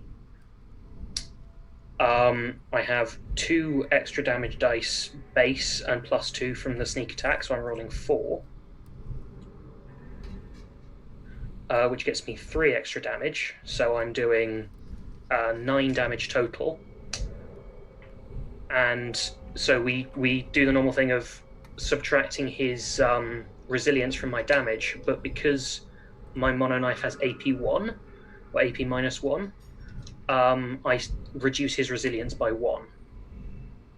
Whatever that is. Yeah, so his resilience is 4. Okay, so it's effectively 3, so I'm dealing 6 damage, 6 wounds. Nice. Does that... Let me check if that kills him. Well, he's only got 2 wounds, so... Okay, so I think she doesn't do the thing of, like, grabbing him and just knifing him, because I think that would be a bad idea with an orc, but I think she kind of... Is it standing upright or crouching down? He's standing up. I think then she knifes him in the kidneys, because she's not going to be able to probably not going to be able to reach his neck. So she just knifes him a couple of times in the kidneys, and she doesn't even try and catch the body to lower it quietly. She just sidesteps out it as it falls over. Yeah, so you see the orc go down in a heap as he is put out of combat. Reduces my stealth by my stealth score by 3, so I'm now down to 2. So I think I like the idea that they just, like, the orc just hear a thump, and maybe like a couple of the Gretchen look round, and then I presume everyone else opens fire. Yeah, we'll go with that. Yeah, there's a slight sound, and some of the Gretchen that were off on the outskirts heard something going on, and you start to hear the higher-pitched yipping voices of these little creatures. They're basically like goblinoid of sorts. They're smaller than orcs. Orcs use them as their kind of...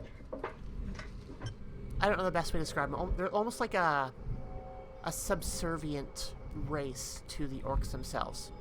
Like minions, in a way? Yeah. Yeah. Okay. Minions, food, cannon fodder, ammunition. Yeah.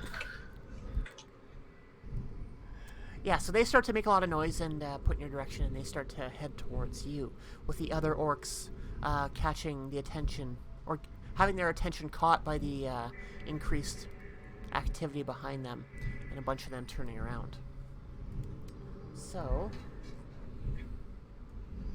I'm going to change these now. So we said that there was 4 boys, not including the one that was just killed. There's 10 Gretchen and 1 knob. Alright, so they're starting to move towards you. It'll be about a turn before they get to you, so you have a turn to do whatever you want to do. And we have 2 glory now, so you can see the initiative after one of you is gone. Sophenya's going to wait for it, since Alessis has the heavy weapon. Sophenya's just going to wait for Alessis to open up first. Okay. I'm going to turn to my sisters and say, Lawrence, my drillabest, once said, these violent delights bring violent ends. Always employ the salvo. And I'm going to light up the biggest group I can. You gain a point of wrath for completing your objective, I think. Yeah. Okay, so let's walk through this one. Your weapon skill is 6. This isn't a surprise attack or anything, so there's no additional on that. Right. I'm just going to quickly look up the keywords. It might be a surprise attack because they're in stealth. Well, the sound alerted. Yeah. Yeah. I was going to say, because technically I'm still in stealth, but...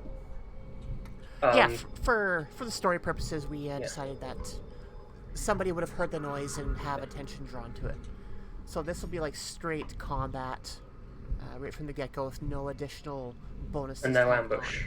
Yeah. Yeah, basically to give a good representation of your standard flow, because we've been doing ambush up until this point. Right. We'll work this one as a, let's play it straight. The only thing I do straight.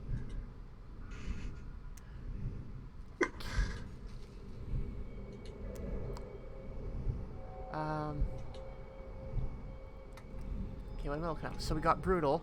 Brutal is the modified damage. Yeah. And then we have heavy 4. What does heavy 4 mean for weapons? You need to have strength 4 to be able to shoot it without being knocked prone by the recoil. Which she has. Yeah. Or you need to brace it, which means you can't aim or move, but because you've got strength 4 with your power armor, you're fine.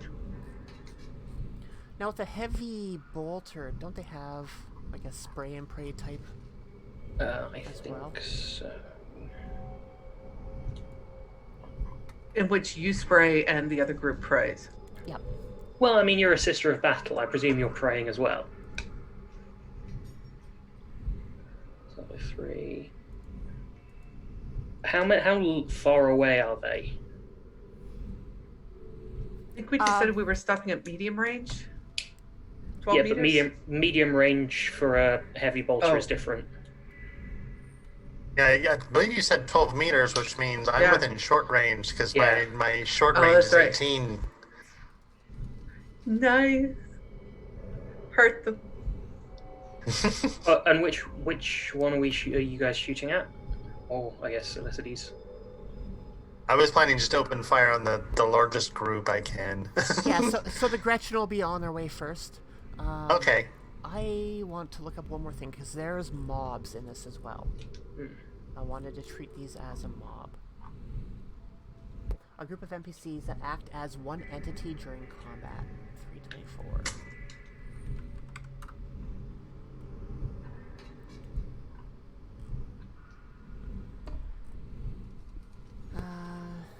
Mob damage, mob leaders. If you attack a mob, basically you nominate like one person within the mob to attack to be like the primary target. And then once you roll your attack test, every icon you roll over the DN is another hit on someone in the mob. And then you calculate damage, and damage is applied equally to every member of the mob, and every member of a mob has 1 wound. So, just roll whatever your ballistic skill is, probably, unless you want to do a full auto or another salvo option. In the case of this, is full auto an option? Because yes, because I don't think salvo is. But it's got salvo 3. Does it? Okay, I missed that. Yeah. Oh yeah. Sorry. And then salvo options full auto. Spray shot is if you're attacking multiple targets, because you're attacking a mob. You're not unless you're multi-attacking the mob, which you can do, but you probably don't need to. Okay.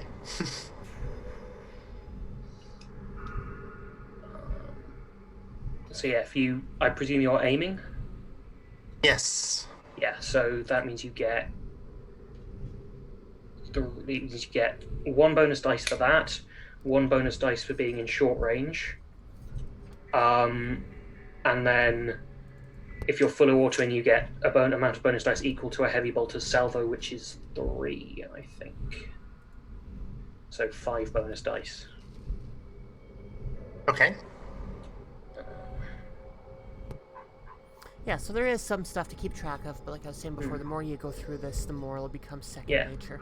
And there's a point on your character sheet where you can record all of your weapons and like all of this relevant information, which is useful. Yeah. Okay, so I'm rolling 11 dice, correct? Yeah. Okay, so we've got 1, 2, 3, 4, 5, 6, 7 successes. Yep. So Gretchen are going to be small. Which should raise DN. Yeah, I'm assuming that would be worked into their stat block of defensive 3, so... Yeah, I would say that's already worked in.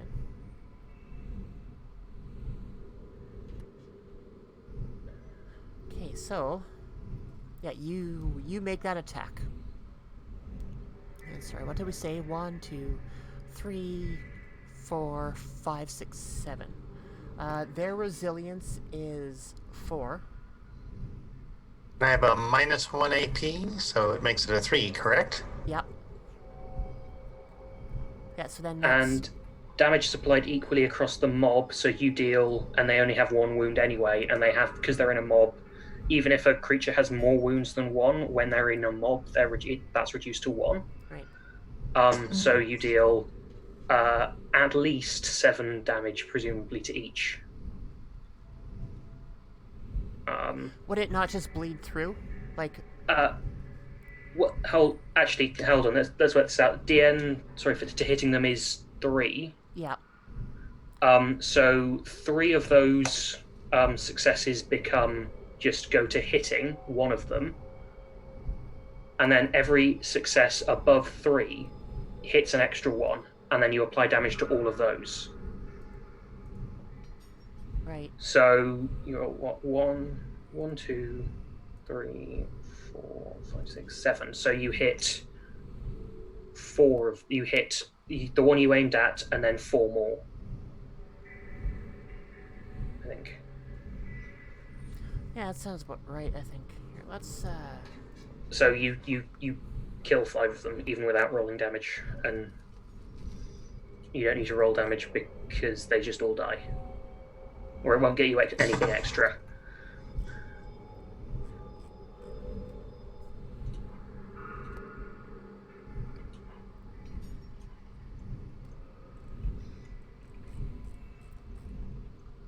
Yeah, the way that this is done up it's kind of confusing a little bit. The layout is...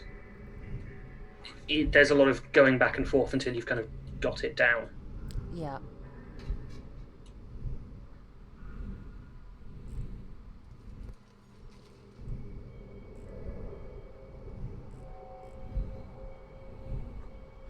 Okay, so let's go to the example.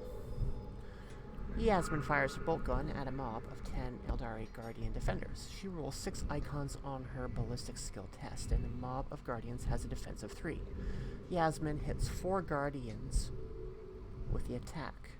1 for rolling 3 icons and equaling the mob's defense, and an additional 3 for every icon rolled over the mob's defense. So yeah, like you're saying, we had 6 here, 3 for the defense, plus an additional 3 for going over the defense.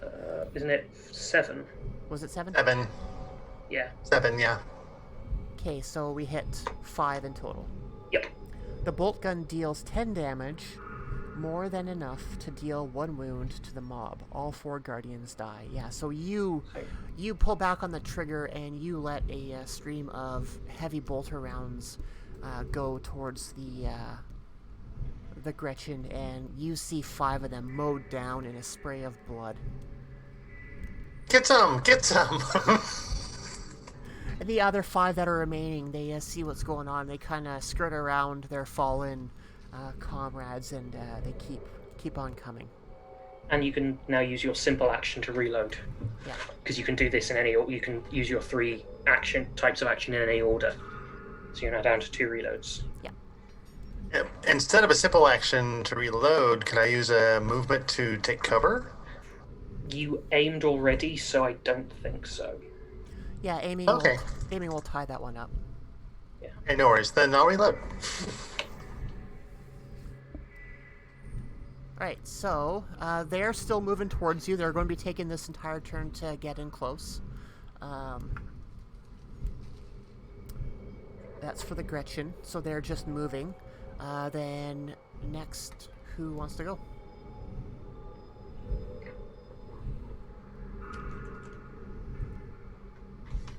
Stefania? I think, does Celestine have a big gun as well? Just the normal bolt gun. Because all Stefania has is the pistol. Although since I don't have the stats on the flamer, I don't know what the the range on that is. Let's pull that up quickly. Ranged weapons, plasma, melta, projectile. Because I may have to Flame move just a little weapons. closer. Yeah, maximum range is 12. Long range is 12. Yeah, so Stefania's just going to have to wait till they're a little closer before she opens up on them. Well, we said that the heavy bolter was firing at close range right now, right? Which is within 18, so if you're at 12, that's long range for the flamer. Yeah, and You can move. the Gretchen would have moved on their turn, so they are closer now. So let's say that they're within medium to the flamer. Yep. Okay. Well, let Celestina go. Nice.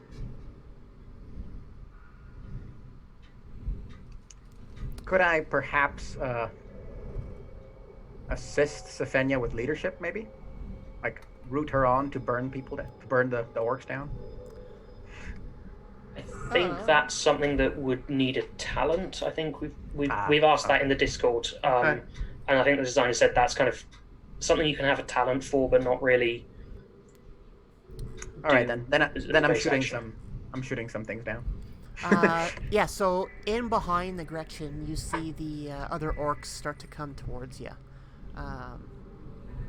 Your bolt gun has a long range of 36, so they would be within 24 meters, so medium range, as they're coming in from the back. So then you have 4 of them to choose from. There's the 4 boys. Sorry, you have 5 to choose from. There's the 4 boys plus the 1 knob, the one that's bigger than the rest. And then there's the Gretchen. Yeah. Let's go for the boys.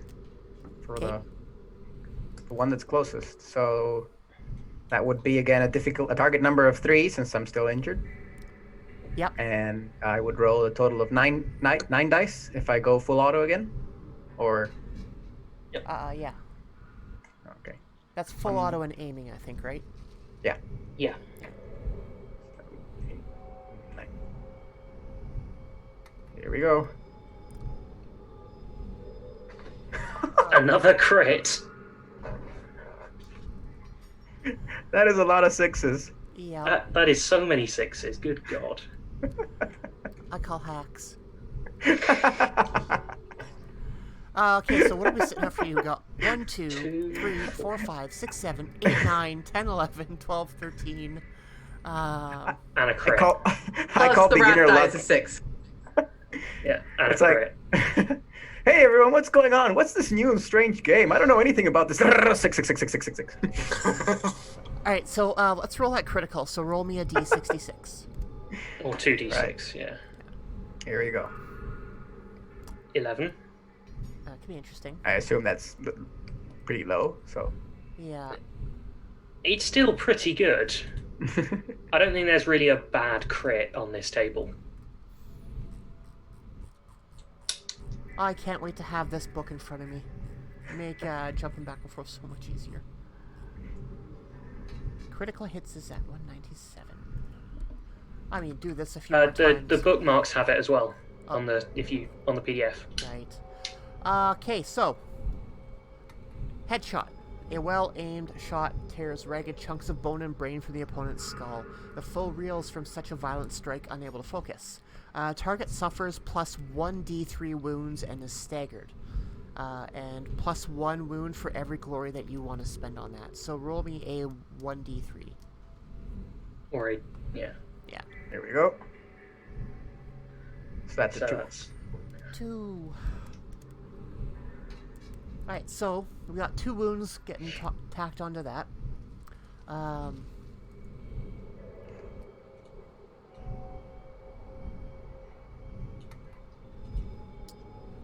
Where is my sheet? An orc boy has a defense of 2. Plus your... like, you made the hit with no issues whatsoever. Your attack is 10 plus 1 ED, plus you can shift. you've got 5 you can shift. Yeah.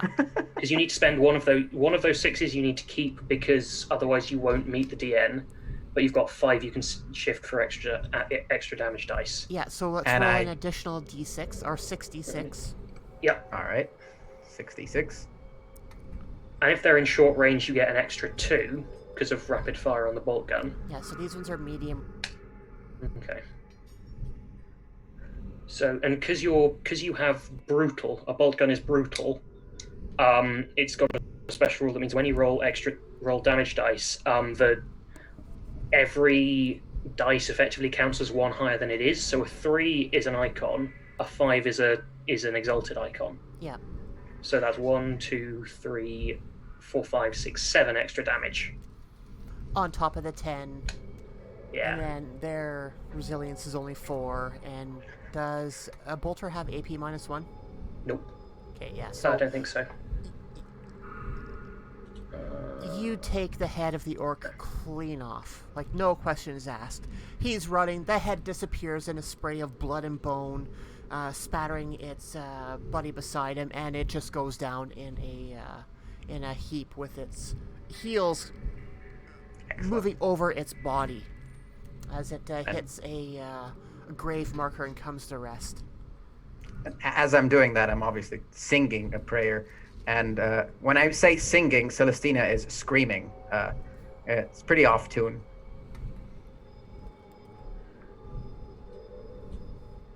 I'd like to seize the initiative. Okay. If that's Celestina's turnover. Yep. So that means I spend a point of glory if everyone's okay with that. Yeah, and there is an optional rule in the book that says if a person doesn't...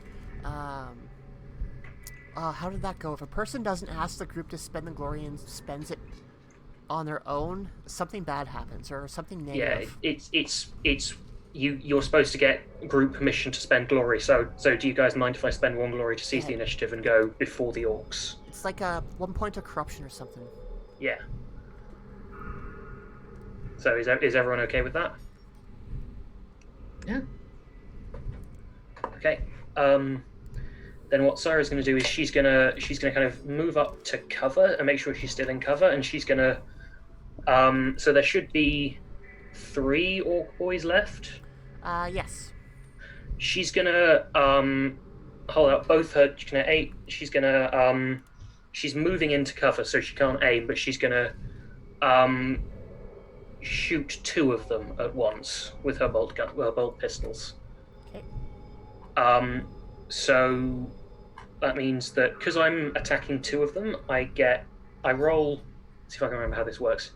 I roll once, and then The difficulty is +2 DN. yes, for each of them. So effectively, their defense is raised by 2 when I multi-attack. But because I have the dual wield talent, I can reduce that back down by 2, and it's +2 for every target more than 1 that you're attacking. So if I'm attacking 3 of them, it would be 4. If I were attacking 4 of them, it would be 6, and so on. So I can reduce it by 2 because I have the dual wield talent. So it's just their base defense. Cool. Are you doing 2 shots on 1 or 1 shot on 2? In Wrath and Glory, it's just flat. Same amount for everyone, I think. Sorry, I worded that wrong. Are you shooting 2 orcs? Yes. Okay. Because I don't have the talent that would let me Do more. that would give me benefits for using both on 1. So DN is going to be what, 2 again Yes. for each of them. Yeah. Okay, what's my dice pool? I'm not full auto. Actually, no, I'm going to full auto on both because I've got. Can you more full auto reloads. bolt pistols? Yes, it has salvo 1, so I only get 1 extra die. Gotcha. So I'm using 7 dice. 6, 7.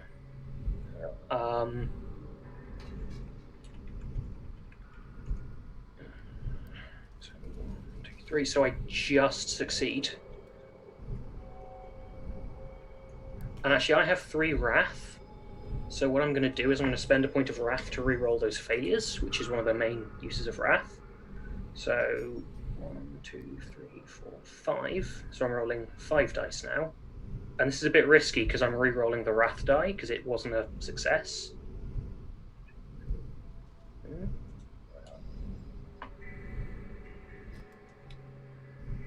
Okay, for spending Wrath, is it 1-to-1? For each point of Wrath you spend, you can reroll 1 die, or...? No, it's spend 1 point of Wrath to re-roll all of your failed dice. Cool. And you get an Okay, extra, so one extra icon. Okay. So that's but- a total of 4. Yeah, and I can't shift for damage. Oh well. Yeah. So I'm just dealing 1 extra damage, and this applies to both of them equally. I think. Let me check. Multi-attacks.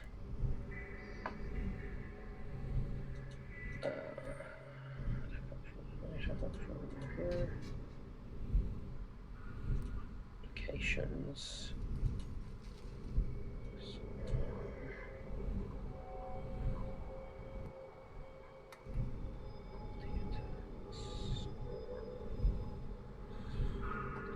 Yeah, okay. Roll damage once and apply to all targets, so I just roll 1 die, so that's 1 extra point of damage, so I'm dealing 11 damage to both of them. Cool.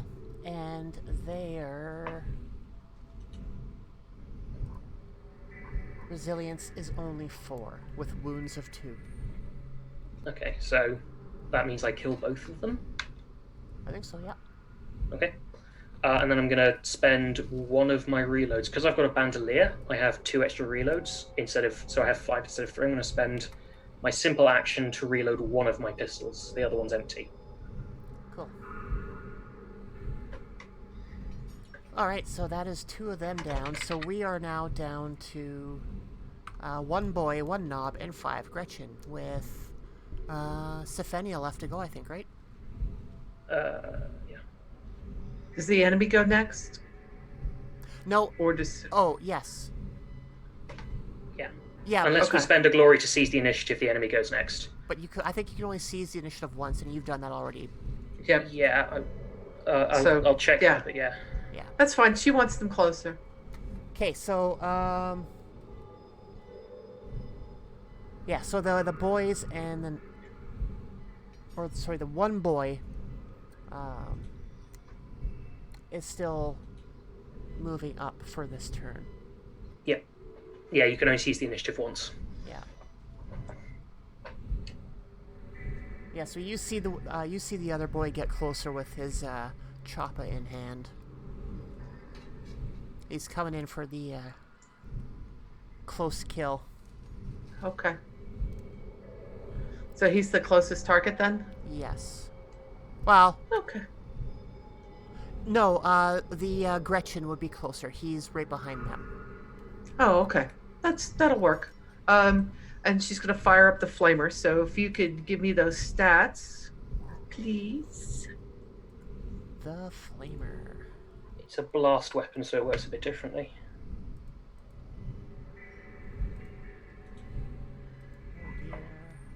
Weapons. Can you move and fire? Is that possible? Yeah. Okay. Because the movement action is completely separate to... That's what I thought. You can't sprint and fire, but She doesn't need to you sprint. don't need to sprint. All right, Stephania has so- never run towards a battle in her life. She walks calmly and coolly towards the enemy. Yeah, and I think because this has the assault trait, that would let her move. Oh and yeah, you fire. can actually run and fire it. Yeah. Okay, so blast medium. It inflicts fire and it has spread. It is damage 10. Okay. Extra dice of 1. No AP. And I think we're saying that they're at long range right now with salvo 1. Okay, so Okay, so he's still at long range. The Gretchen is still at long range then for her. yeah. Can she move up to put them into medium range with the flamer? Sure. Okay. Now my dice pool for my bolt pistol and chain sword are 6. Is that still the same dice pool? Yes, Yes, it would. but Yeah. the DN is a static 3 because it's a blast weapon. You don't aim at a person. You Right. aim She's at aiming at a point. group. Yeah, you just aim at Yep. a point that's in the middle of the group then, and Yep. the DN is a static 3. Okay. So yeah. and I've got an extra dice of 1, so I'm rolling a total of 7 dice. Is that correct? If you're sorry, you've got a dice pool of 6, and then 1 extra dice. why do you have an extra die? For Oh, damage. short Because range. Short range or? No, because she told me I had an extra dice. Right. It So, was yeah, damage 10, 1 dice extra, and salvo 1. Yeah, it'd be the ED, the extra dice for the damage itself. So, Yeah. Oh, okay. yeah, we're rolling to hit first. Okay. I wasn't sure if that was on the Yep. hit to hit or damage. No, it's- Okay, so I'm just rolling the 6 dice then? Yeah, 'cause Yes. you're moving, so you're not aiming. Okay. All right. And so Sophia's smiling much in the way that Celestina is, only without the touch of mania to it. As she steps forward and the little flame flickers on, she says, "Sisters, let us raise our song to the golden throne. We bless the sinner as he burns." That's 1, 2, 3, 4. Cool. And that was towards the Gretchen, right? Yep. Yeah, and their defense was 3, so... Their defense doesn't really matter because it just hits automatically because it's blast. True. It hits. It says 3 targets automatically, but Right. it depends on how kind of grouped up they are. And then we'd be looking at... So then Damage any 10. 6s in this case could be shifted, right? They can, but if you shift, you don't meet the DN because the DN is 3. Yes. Right. No, she does meet the DN. Oh, you're right. Yeah. Okay, I see. Because the 6 counts as 2, so you've got 2 5s, which are 2 icons, and then a 6 is 2 icons Okay, itself. right, so right. you've rolled right, 4. I got it. I would have had to have 3 4s or a total of 3 4s and 5s before Yeah. I had. Okay, that makes sense. Got it. Okay. Yeah, so here, just to go through the blast aspect of this, every blast weapon has a size, which determines how many enemies it can hit, assuming they are close together. Choose any point in range and make a DN3 ballistic skill test. If you succeed, you deal damage to all individuals within the blast radius. And a medium for Flamer is a radius of 3, so you would hit 3 of the enemies. Okay. And it's automatic 10 damage plus 1d6, correct? Yeah. Yep. Okay. And it sets them on fire.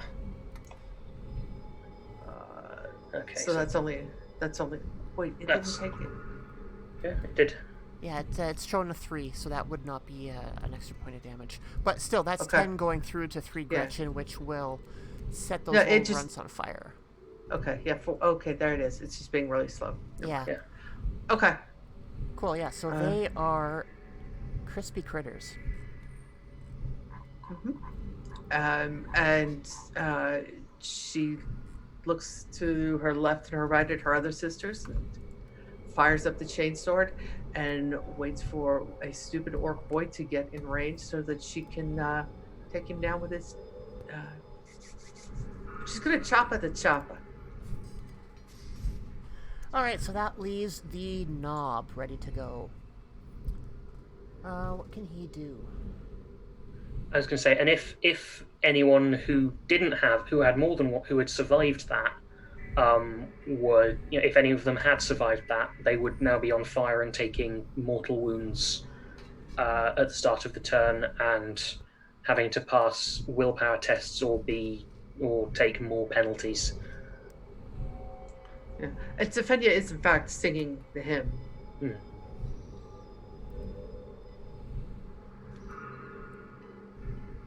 Let us bless the sinner as he burns. And so yeah, the orc knob is coming in. He won't get to you this time. But next turn he'll be right in your faces. Perfect. So that is that round. What did you kill? You killed 3 boys, 8 Gretchen. So not bad, all in all. Yeah. Right, so next round fires up. Who wants to go first? Chainsaw, chainsaw, chainsaw, chainsaw. All right. If he's in range, if he's in melee with the chainsword, yes, Stefania will then happily attack him with it. Actually, here, let me check one thing quickly. Let's see if we can do this.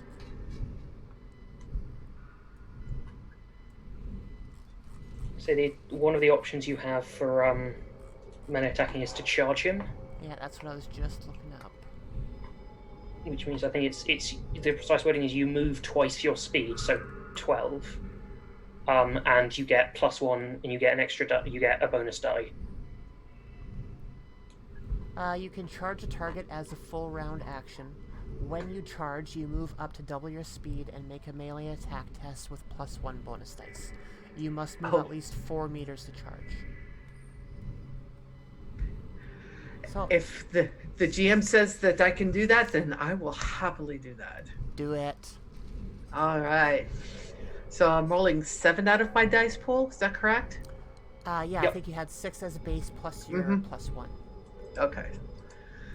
3, 4, 5, 6, 7. Oh, that's only 2.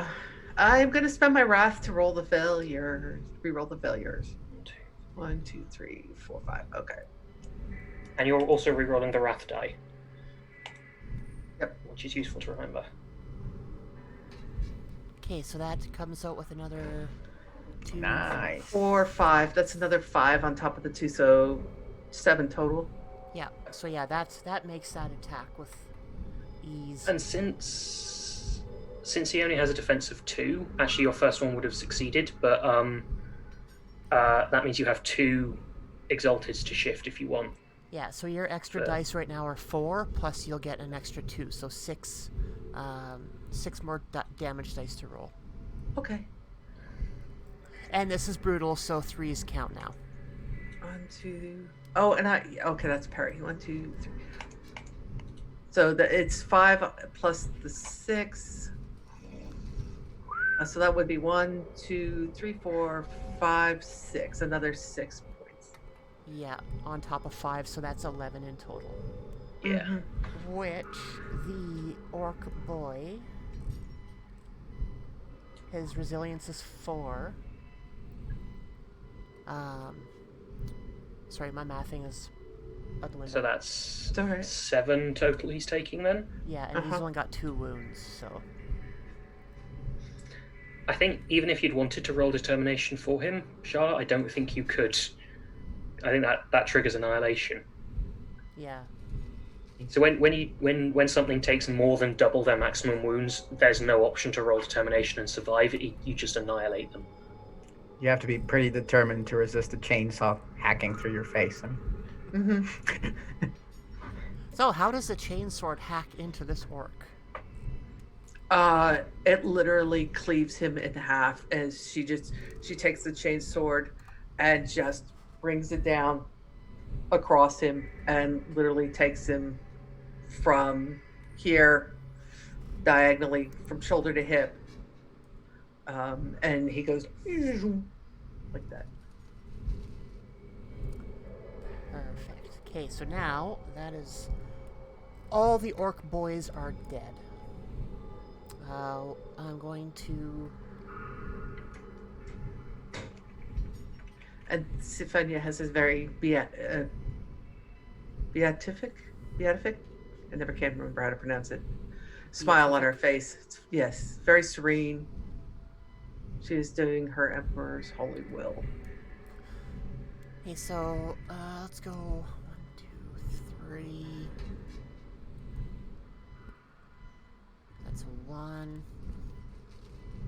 Okay, so the last 2 Gretchen are going to go after Celestina. So they're...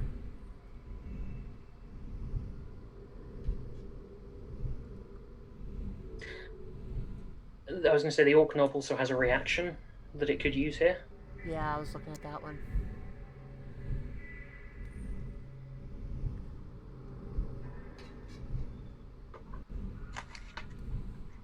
I mean, this is one spot where having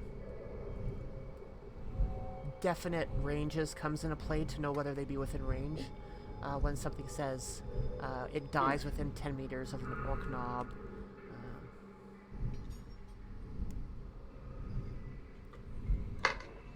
Yeah, I'm going to leave that one alone for now. Yeah. Okay, so what is... Keep it simple, I think. Yeah. A grot doesn't have a weapon skill listed in its skill list, So it's just the default, I think. which would be agility. No, default is... There should be a default skill. Yeah, default 4. Okay, yeah, I see that, yeah. Yeah. Okay, so that's... just gotta read up on mobs quickly here again.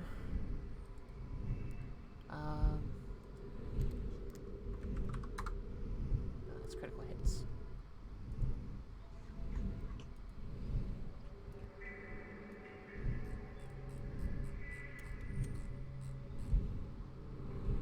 Mobs 324. Okay, so attacking as a mob. Mob attacks. When a mob attacks, make a single test for the mob as though it were an individual threat. Add +1 bonus dice for every troop in the mob. So in this case, we have an extra 1, so we'll add 1 more dice. The number of bonus dice is... The number of bonus dice is half the number of troops in the mob. Yeah. So it's just half of them. It's just half as how many are left. It's a bit confusing. They're uttering it. Yeah, that's... They're rewriting it. The first sentence I think is redundant. It's just it's half of how many there are. Yeah. So it's 2, I think. No, are there 6 of them left? There's only 2 left. Then they only get 1 bonus die. Yeah.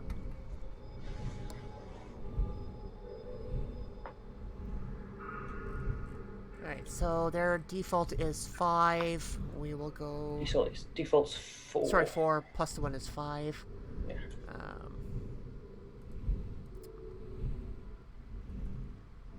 5. 1, 2, 3, 4 successes. And what is the defense of Celestina? You're muted. Sorry, I believe we had said 2. It was initiative -1, right? Yeah. So yeah. Okay, 2. yeah, so they make their attack. Alright. And they have 1 to shift for damage if they want. Right. My faith protects me. Yeah, we'll see about that.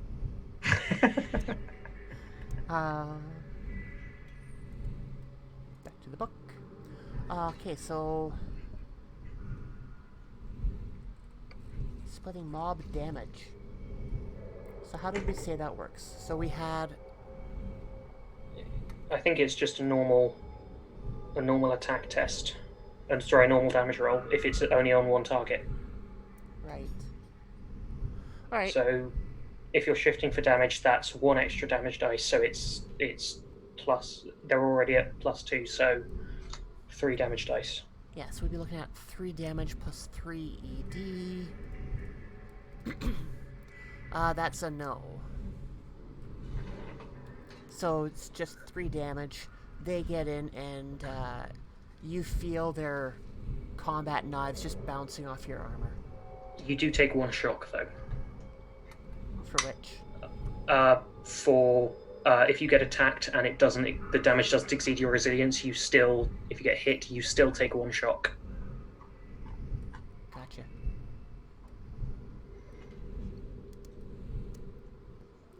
And then can determination be rolled for that? No, because determination converts shock wounds to shock. Right. So attacking someone, even if you can't damage them, can still be worthwhile. Right. Alright, so yeah, you feel their blades bouncing off your armor, and you take 1 shock. So then who's up next? Because that leaves me. Okay, so you have the 2 Gretchen which are at the feet of Celestina, plus the 1 big-ass mob that's starting to barrel down on your group. Well, I will. I'll do a repeat performance of last thing on that other mob that's coming in. Okay, so... Now, an orc knob is a bigger, badder orc. He's got more armor. He is harder to hit. He's trouble.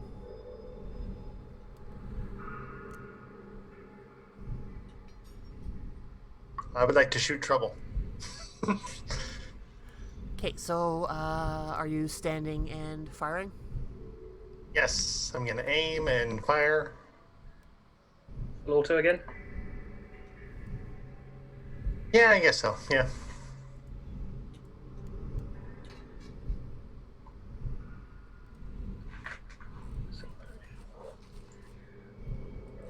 I'm anticipating orc Swiss cheese. What range is the orc at? Yeah. I think this would be close now at this point. Or no.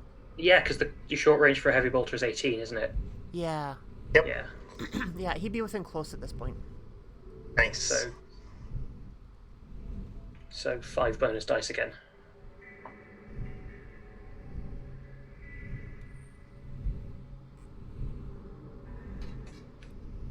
So total 11.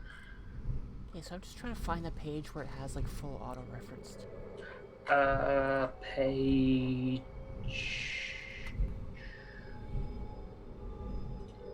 Solver options, isn't it? No, it's not. It's somewhere and it's in an odd place. Salvo options. It's page 185. So full auto, you empty your entire clip firing at a single target. You can make a full auto ranged attack to gain a number of bonus dice to your attack test equal to the weapon's salvo value. Cool.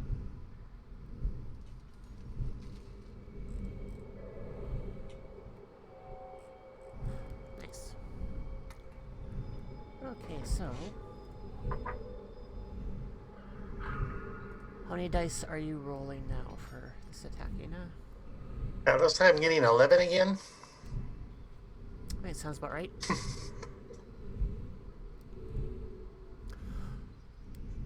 And his defense is 3. So you got 1, 2, 3, 4, 5, 6, 7, 8, 9, 9. Yeah, so you 2 made exalted that. to shift for damage if you want. Yeah. Yeah, let's do extra damage. Cool, yeah. So you have 2 extra damage dice to start off with, plus another 2, so you are rolling an extra 4d6 right now to add on to your 12 damage. So 16 for damage dice. Just 4. Yeah. You have a solid damage of 12 from your weapon, plus the Oh, okay. I see how that works now. Yeah. Yeah, it's kind of a neat way to do it. And you have... And this is brutal, so 3s count, but in this case it doesn't pertain. 5s count as 6s. 5s count as 6s on brutal damage. Okay, so we got 3 extra damage here, Yep. added on to your 12 for 15 damage. I think you have AP. Yeah, AP minus 1. So his resilience is 9. So that gets reduced down to 8. And that leaves 7 damage getting pushed through. Hmm? Which would knock him down to 1 wound.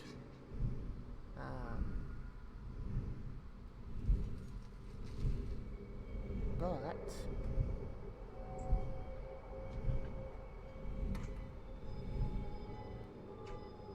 You should have 4 ruin, Charlotte. Yeah, 3. Have you used one? No. The Orc Then you should have 4. Champion on here says that... Yeah, I know, but you have 4 base as GM. Because you have as many as we are. Right, but in this one, this threat may use ruin actions and has 3 personal ruin. Which means you add 3 to your pool, so you actually have 7. I would just have to use 1 for his. Yeah.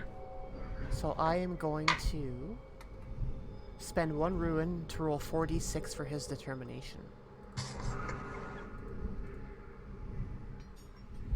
And then that would be... Oh.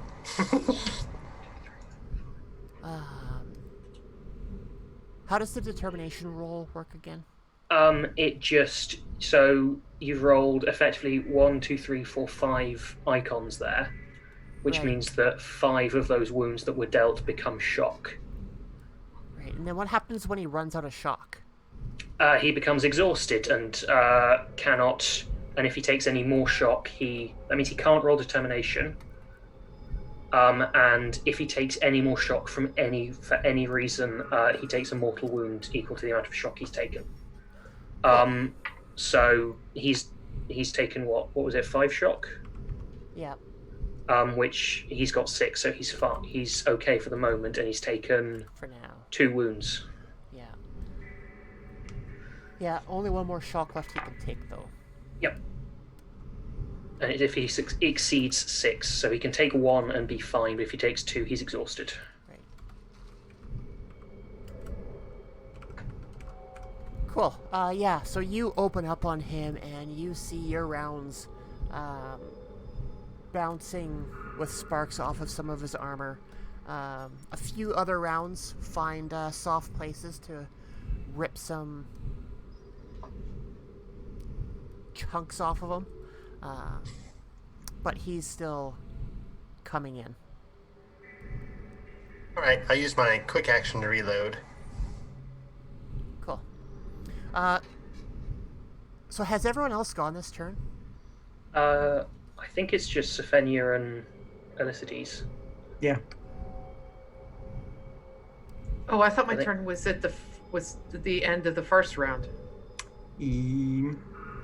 Because No, Unless because he's you went- went and killed an orc, and then the Grots went and attacked Celestina, and then Elicides went. You use the Okay. flamer, and then the next round you use the chainsaw. Yeah. Okay, that's right. Got it. Yeah, so you went first and then... Yep. Sorry, so- I'm my brain is putting it out of order because of Yeah. out of order. Got it. Yeah, so then that leaves the knob to come in to try and make Alicettis' life difficult. It's only fair. I'm the only one who's being attacked. It's Charlotte taking vengeance for all those 6s. No. Up until now, any attacks I've done have been randomized by dice. Okay, so the dice giveth and the dice taketh. Yeah. This case, having something big barreling down on you, and when you have something like a heavy bolter try and take you out, you're going to be kind of pissed and go after that. So, all right. So, I think at this point he would be able to get right up into range with you. Well, what's standard movement typically? For an orc, it says speed 5. Right. So I think he might have to charge to be able to melee. Yeah. So let's do that. Let's charge the big ass orc. Or, I guess the orc, yeah. Or actually, you know what? No, let's do something a little bit different. Within range, so he's moving in. He's not pushing it too hard, but you see him reach down to his belt and pull out a stick bomb, and he's going to throw it in Alicettis' direction. Oh. So now, how grouped together is everybody? I'll give or take a mile. Okay. I think we came in kind of like in a diamond, and then I think when Sarah veered off to do that one guy, the rest of us kind of opened up into Yeah. a straight line. A firing And- line, yes. So And then at Sophenia least- charged. Yeah, Right. Sophenia charged, so she's up a little bit.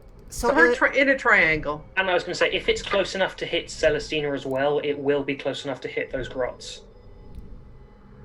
Ooh. he doesn't care. Yeah. He Can I probably take doesn't, advantage? but So kind I of mean, like twist to. yeah. So I mean, depending on how big this area is, I would say up to 3 meters as a triangle formation. Yeah, we're probably gonna get in the blast. We're most definitely gonna get in the blast. yeah, because he can just lob it right in between you and get both of you. Yeah. I would say that Syra would probably be out of the range for this one. 'Cause she was Yeah. off to She's the she side. kind of veered off and is flanking and is kind of she's behind one of the mausoleums and is in cover. So he would have to throw it past Safenya to get between Alestes Yeah. and Celestina, right? Yeah. Is there a way that Safenya could use her chainsword to parry that stick bomb?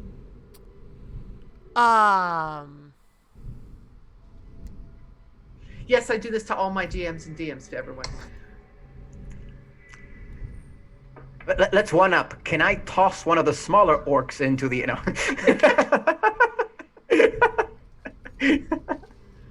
Fastball special. If you were a space marine, I would absolutely let you do that. Oh, who needs wussy space marines? Yes, I went there. Here, you know what? Let's do something here.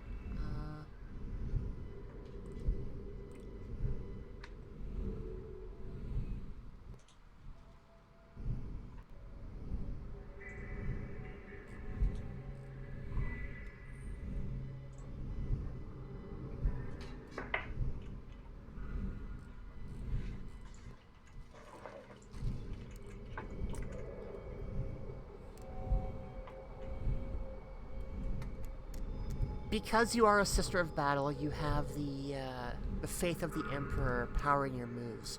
Roll 2d6, and if you get double sixes, yes, you can. I say a prayer. Nope. You see the grenade starting to arc in as it leaves his hand, and you it's on your backswing. Like as soon as you cleave through the orc, you see it coming. You backswing to try and bat it out of the air, but you are just a fraction too slow, and it gets past, and it starts arcing towards landing between Alicetus and Celestina. So.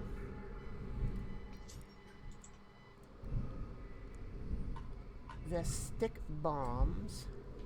He has to make a DN3 ballistic skill test to land it where he aims it. Right. His. You said he only has ballistic skill 3. That's weird. He's not very good at aiming things. Huh.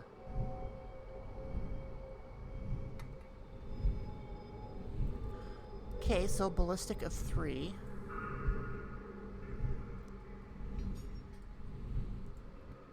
But then at this point, would that scatter?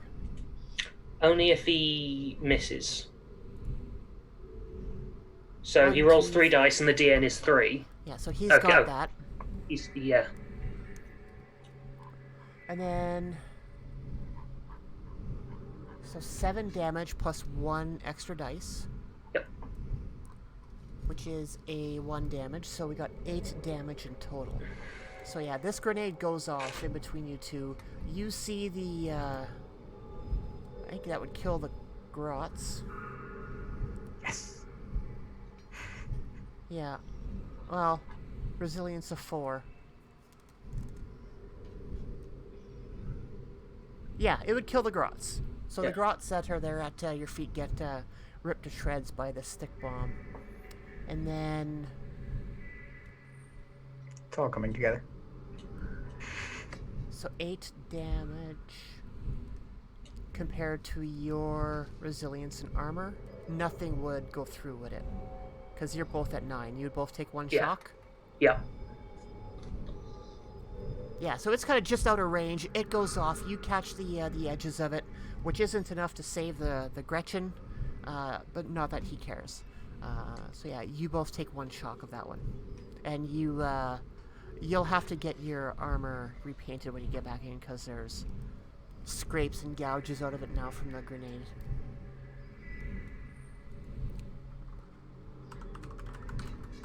I like it. We're keeping it. Alright, so.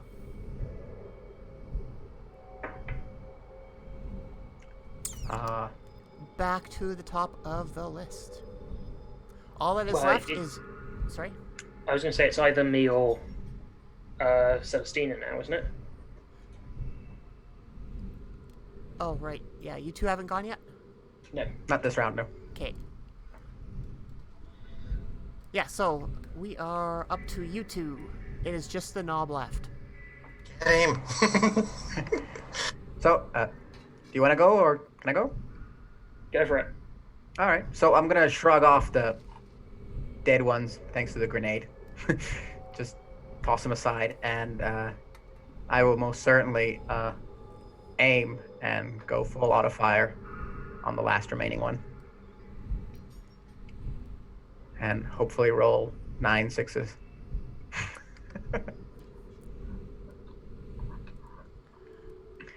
So here we go. 3, 4. Is he in short range for a bolt gun, which is 12, I think? Yeah. So that would mean an extra dice? Yeah. So 10 6s it is then. Here we go. 1, 2, 3, 4, 5, 6, 7, 8, 9 successes. His defense is 3. So could I use a wrath to re-roll that last 2 and make it a critical? Because it will be a critical. You could use wrath to reroll all your failures. Yeah, so... That'll be 1, 2, 3, 4, 5 dice. Yeah. Including the wrath die. Here goes.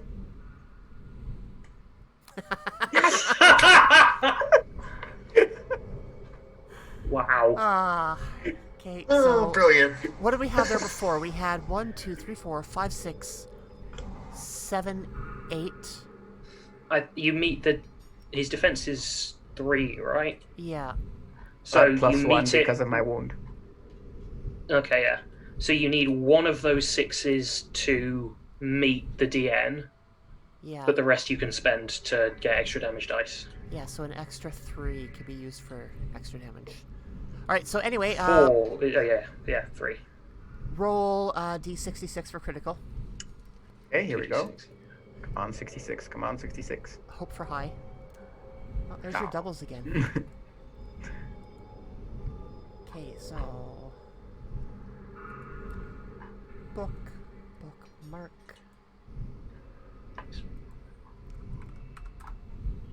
Critical hit table on a 22. Brutal rupture. Mangled flesh, crushed bone, and ruptured organs make your foe gasp in wretched pain.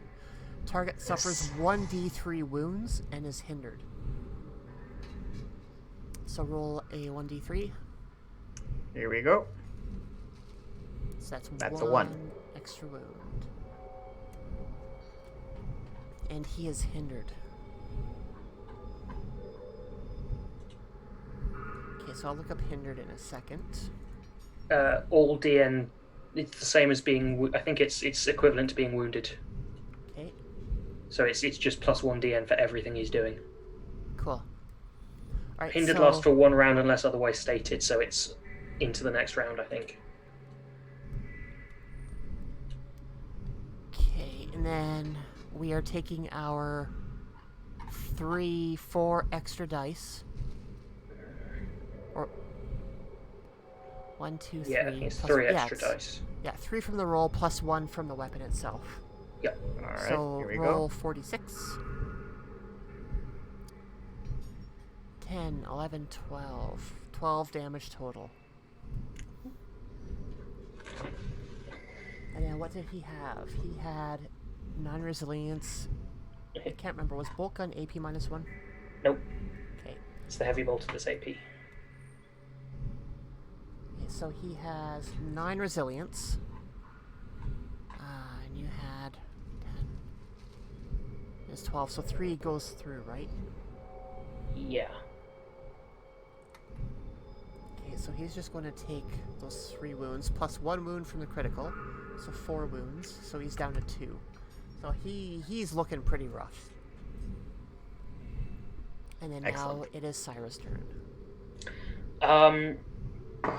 So I think she's already reloaded one of her pistols. So she's not going to reload the other. She's going to kind of drop it to the deck, crouch down on one knee, take very careful aim with her pistol, because I figure she's probably at medium range. Mhm. And she's going to full auto again as well. So she's rolling 7 dice.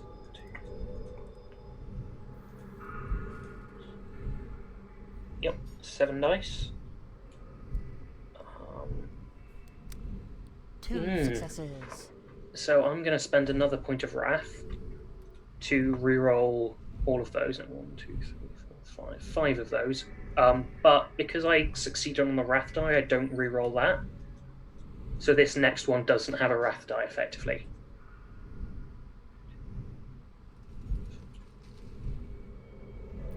Much better. Okay, so that's... What's his defense? 3. Okay, so I have 1 to shift for extra damage. Yeah. So 2 with brutal. Okay, so 1 extra damage, so 11 damage total. No AP. Okay, so then his 9 resilience knocks it down to 2. That would take him down to 0 wounds.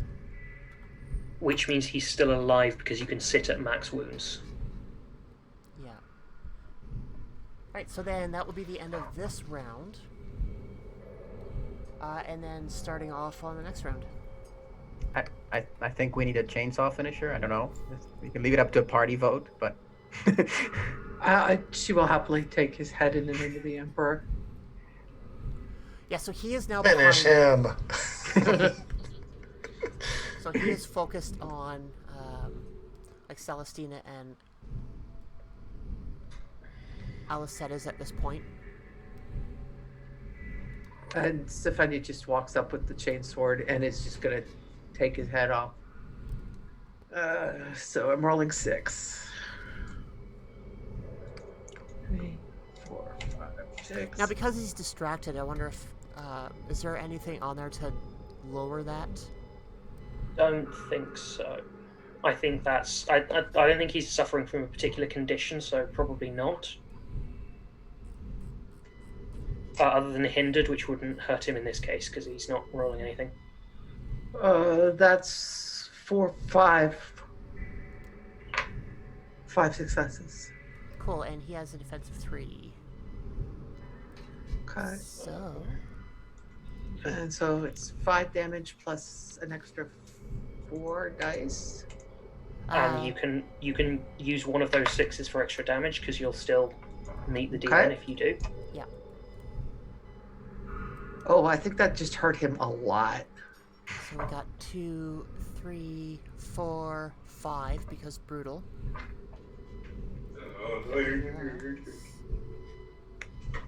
Damage of 5, so that's what, 10 total now? Yes. Yeah. 10 total. Okay, so he would have 9 resilience.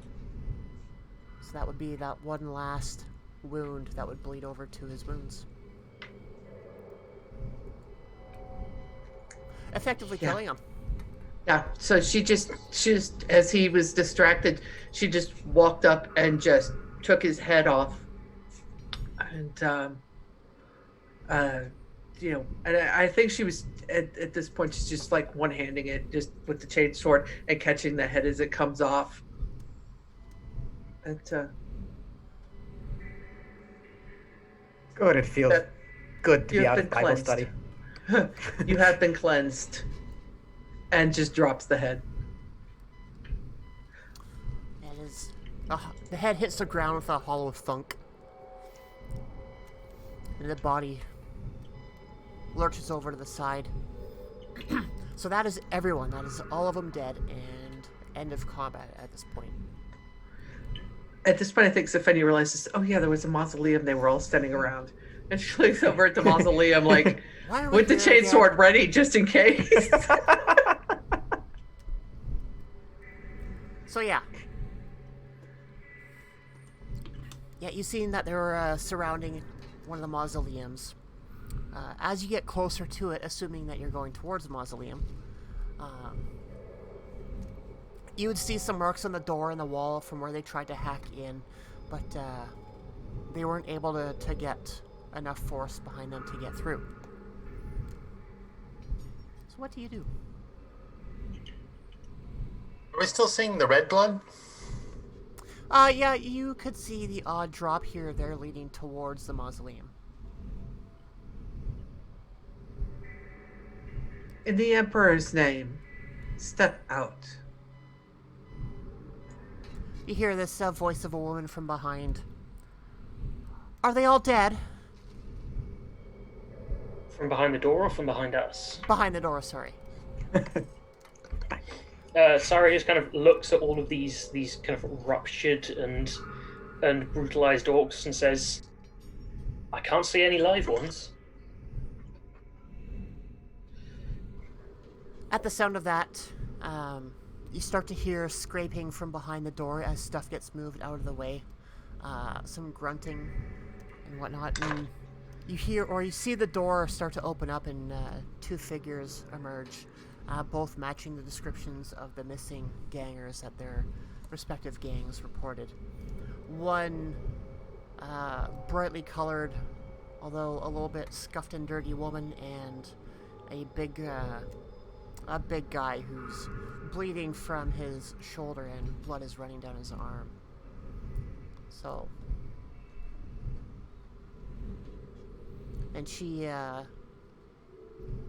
looks at the four of you and says, "Thank the God Empress that you were here to save us. I don't know what would have happened if they got in. That was horrible." And then you hear the Goliath groan in pain, not saying too much. He's kind of leaning on her a little bit. Typical male.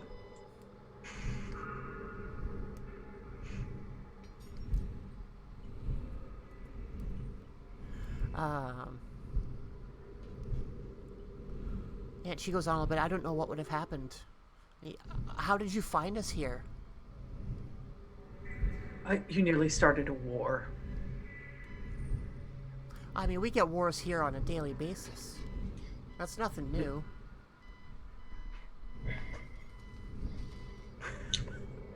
Your what were the names again? The gangs... Romy and Julian. Yes. You're Romeo and Julian, I presume? Yes, that's us. How do you know this? Because your gangs had almost come to violence over your disappearance. Well, like I said before, it wouldn't be the first time. Our gangs don't approve of us. Don't ask me to explain it. I can't understand it, but I feel something for this brute. And she taps him on the chest, and he kind of lifts his head up a little bit and smiles and still isn't saying much. I mean, I know it's unorthodox, but...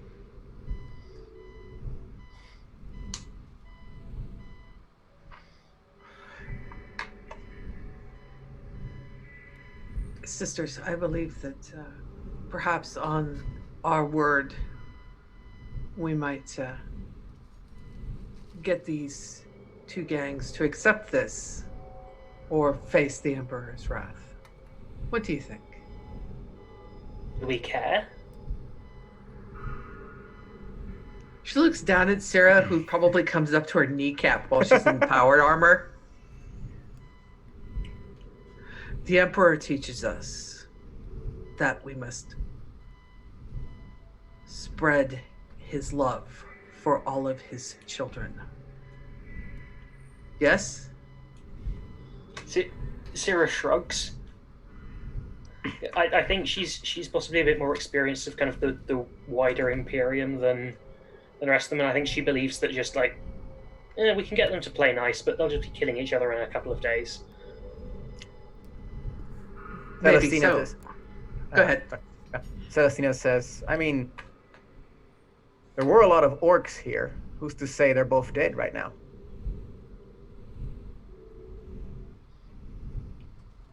You know? Just get on your way. Orcs killed them. Problem solved. I mean, we got a couple of burnt bodies over here.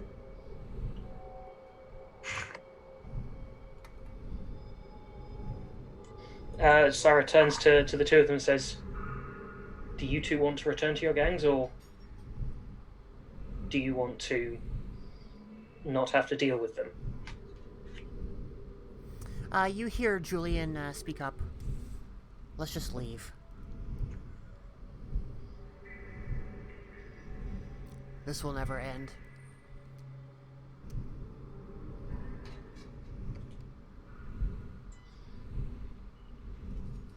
Seems a reasonable alternative.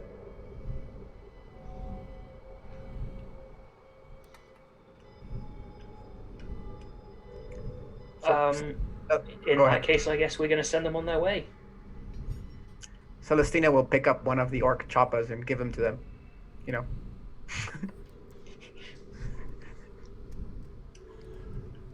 Yeah, Julian would take the chopper from you. It's a little bit more his style. Then they say their thank yous. They kind of look at each other and start to move away from you. Oh, be careful with that. Some orcs have been going around killing people with one of those, so don't get caught with it. Oh, thank you. Kind of awkwardly responding to that. And then she's gonna bless it to remove any taint of heresy from it. Then Romeo will say, thank the God Empress that you arrived when you could, and thank you for everything else that you're doing for us. I hope that we never see you again. It's probably safest. And then they start to move away from you and exit the dome, where they will find their own little corner of the hive to call their own. I give him 3 days. That's quite average. Yeah. Syra is deeply skeptical about the long-term viability of this relationship. Yeah.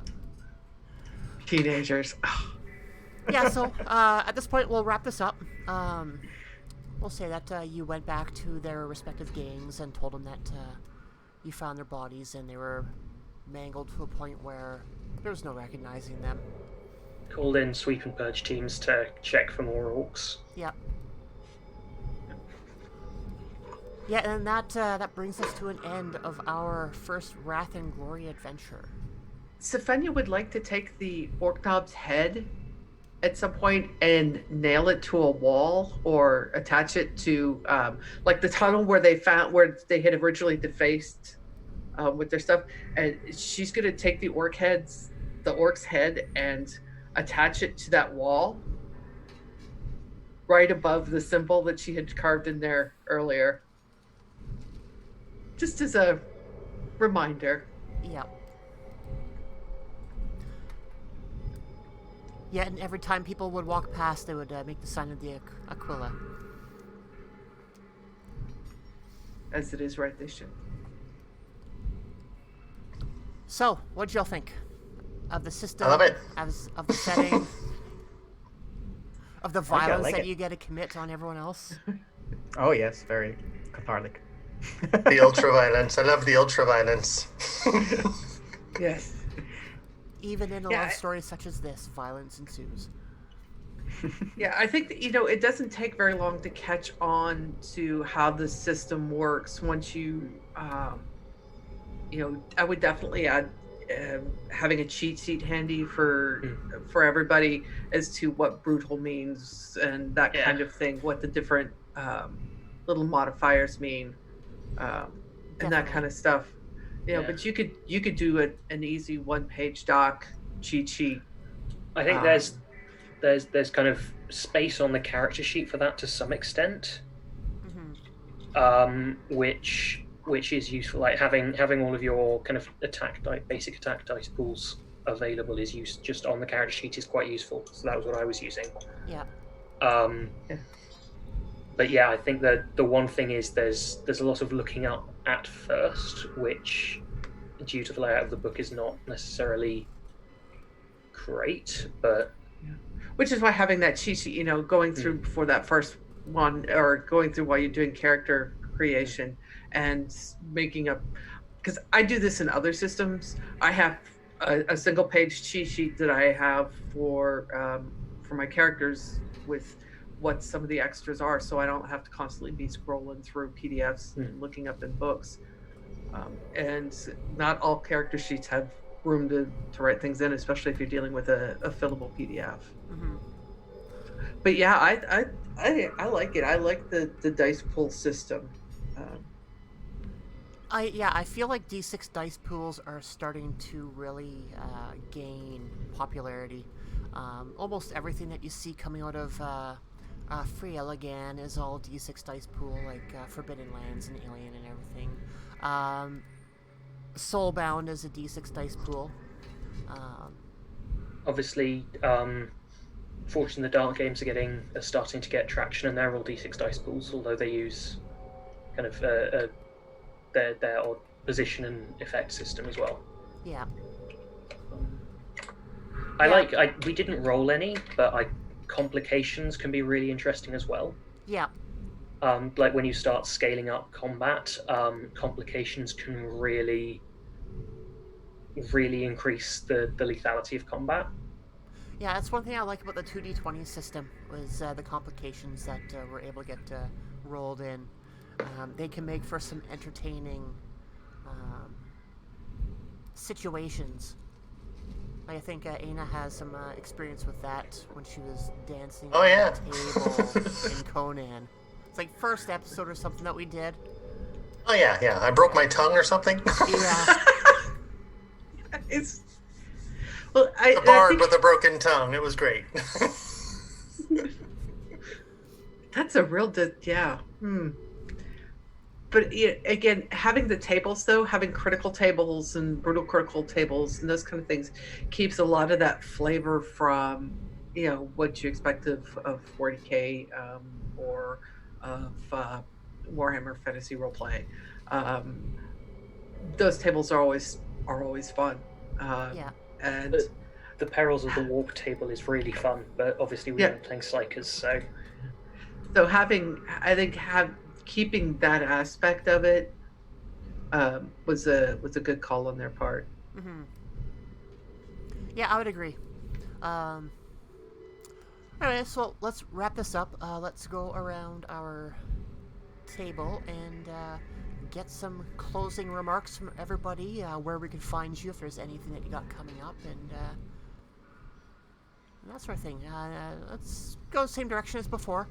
Joel, we'll get you to start that off. Hi, I'm Joel. I go by Storywonker. You can find me in the Wrath and Glory or Soulbound Discords. I think I'm technically in the Ratcatchers Guild one for Fantasy Roleplay, but I joined that for Soulbound, and now we're in a separate server, so I'll probably be dropping some homebrew stuff and maybe some campaigns, some kind of homebrew adventures and things in there. I'm on Twitter at Storywonker, on Tumblr at Storywonker. Yeah. And I hope to see you guys around. Awesome, and thank you for joining us for our two-shot, one-shot, long-shot episodes, series. And Rodrigo. Well, I'm Rodrigo. You can find me in Twitter at Mythic Rudders. You can also find me scurrying about in several Discord servers, criticizing and ranting about stuff. You don't do that. I rant. I do rant. I like ranting. Ranting is healthy. I'm currently not working on anything, but hopefully I will be working on something. And yeah, that's about it. Thanks everyone for having me. This was lots of fun. I really enjoyed it, and I hope to see everyone soon sometime. Yeah, now you have an actual standpoint when it comes to those discussions on Wrath and Glory. And Aina, your turn. I'm at DM_Soul on Twitter. That's the best place to get a hold of me. I don't really have anything extra going on at the moment. This game was a lot of fun. Want to play it again sometime. Well, I might be able to make that happen in the future. Sweet. Who knows? Yeah, we'll see what comes up in the future. And then, Kat. Hi, I'm Kat. I'm at Cleric of Court on Twitter, and when I'm watching streams on the internet, on Twitch, and I play games on the internet with my friends, new and old, and it was a pleasure to play with you all. I loved it. Charlotte, always a pleasure to sit at a table with you. I think it's my first time having you as my GM Yep. with these games, so yeah, and getting back into the 40K world is, yeah, it's nice, especially with Stephania.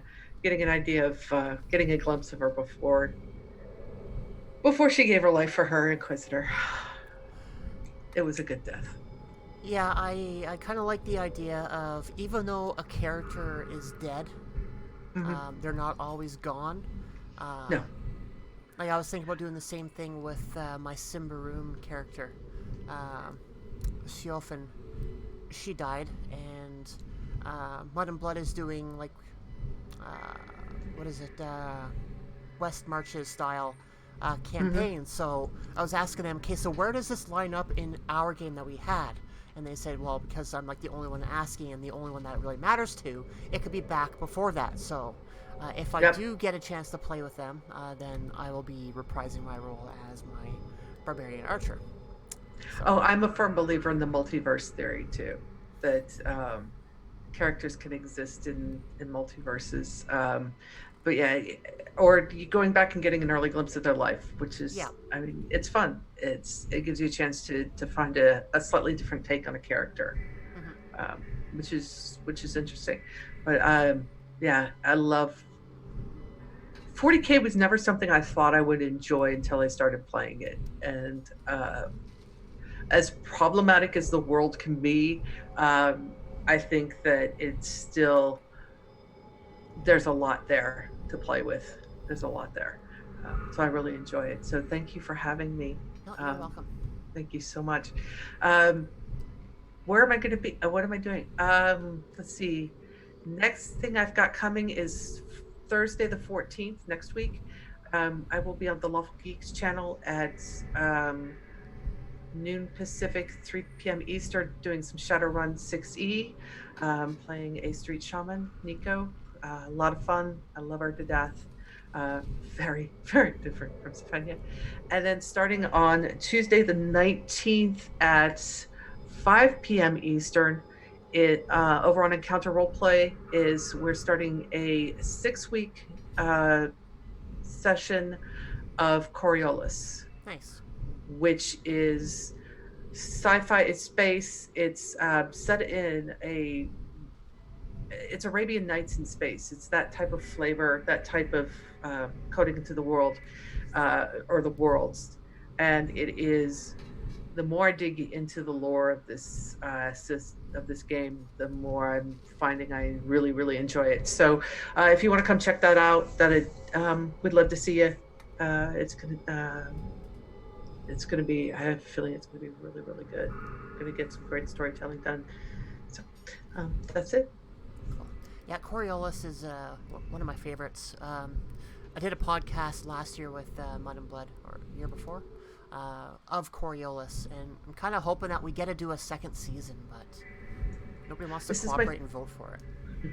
This is my first experience with it, so but I've heard so many good things, that I've seen so many good stories of other people that have played it, that I'm really looking forward to diving into it. Yeah, it's a fun one. And then I am Charlotte, the GM at Foxfire22. You can find me here every week, every Saturday, where I am running through all kinds of different games in a learn to play setting. So you have just watched us or listened to us play Wrath and Glory by Cubicle 7, the Warhammer 40k RPG. We had this done up, spread over 3 sessions, only 2 of which I had players here. One session I did character creation to go through that and see how that worked. You can catch that on YouTube right now. And then last Saturday we did our first half where we got into the game, and then now you are finishing watching the second half. Coming up on Thursday, we have a special game with Green Ronin. We're going to be running through Blue Rose, which is should be an interesting game to play. I haven't played it before, but I like their age system.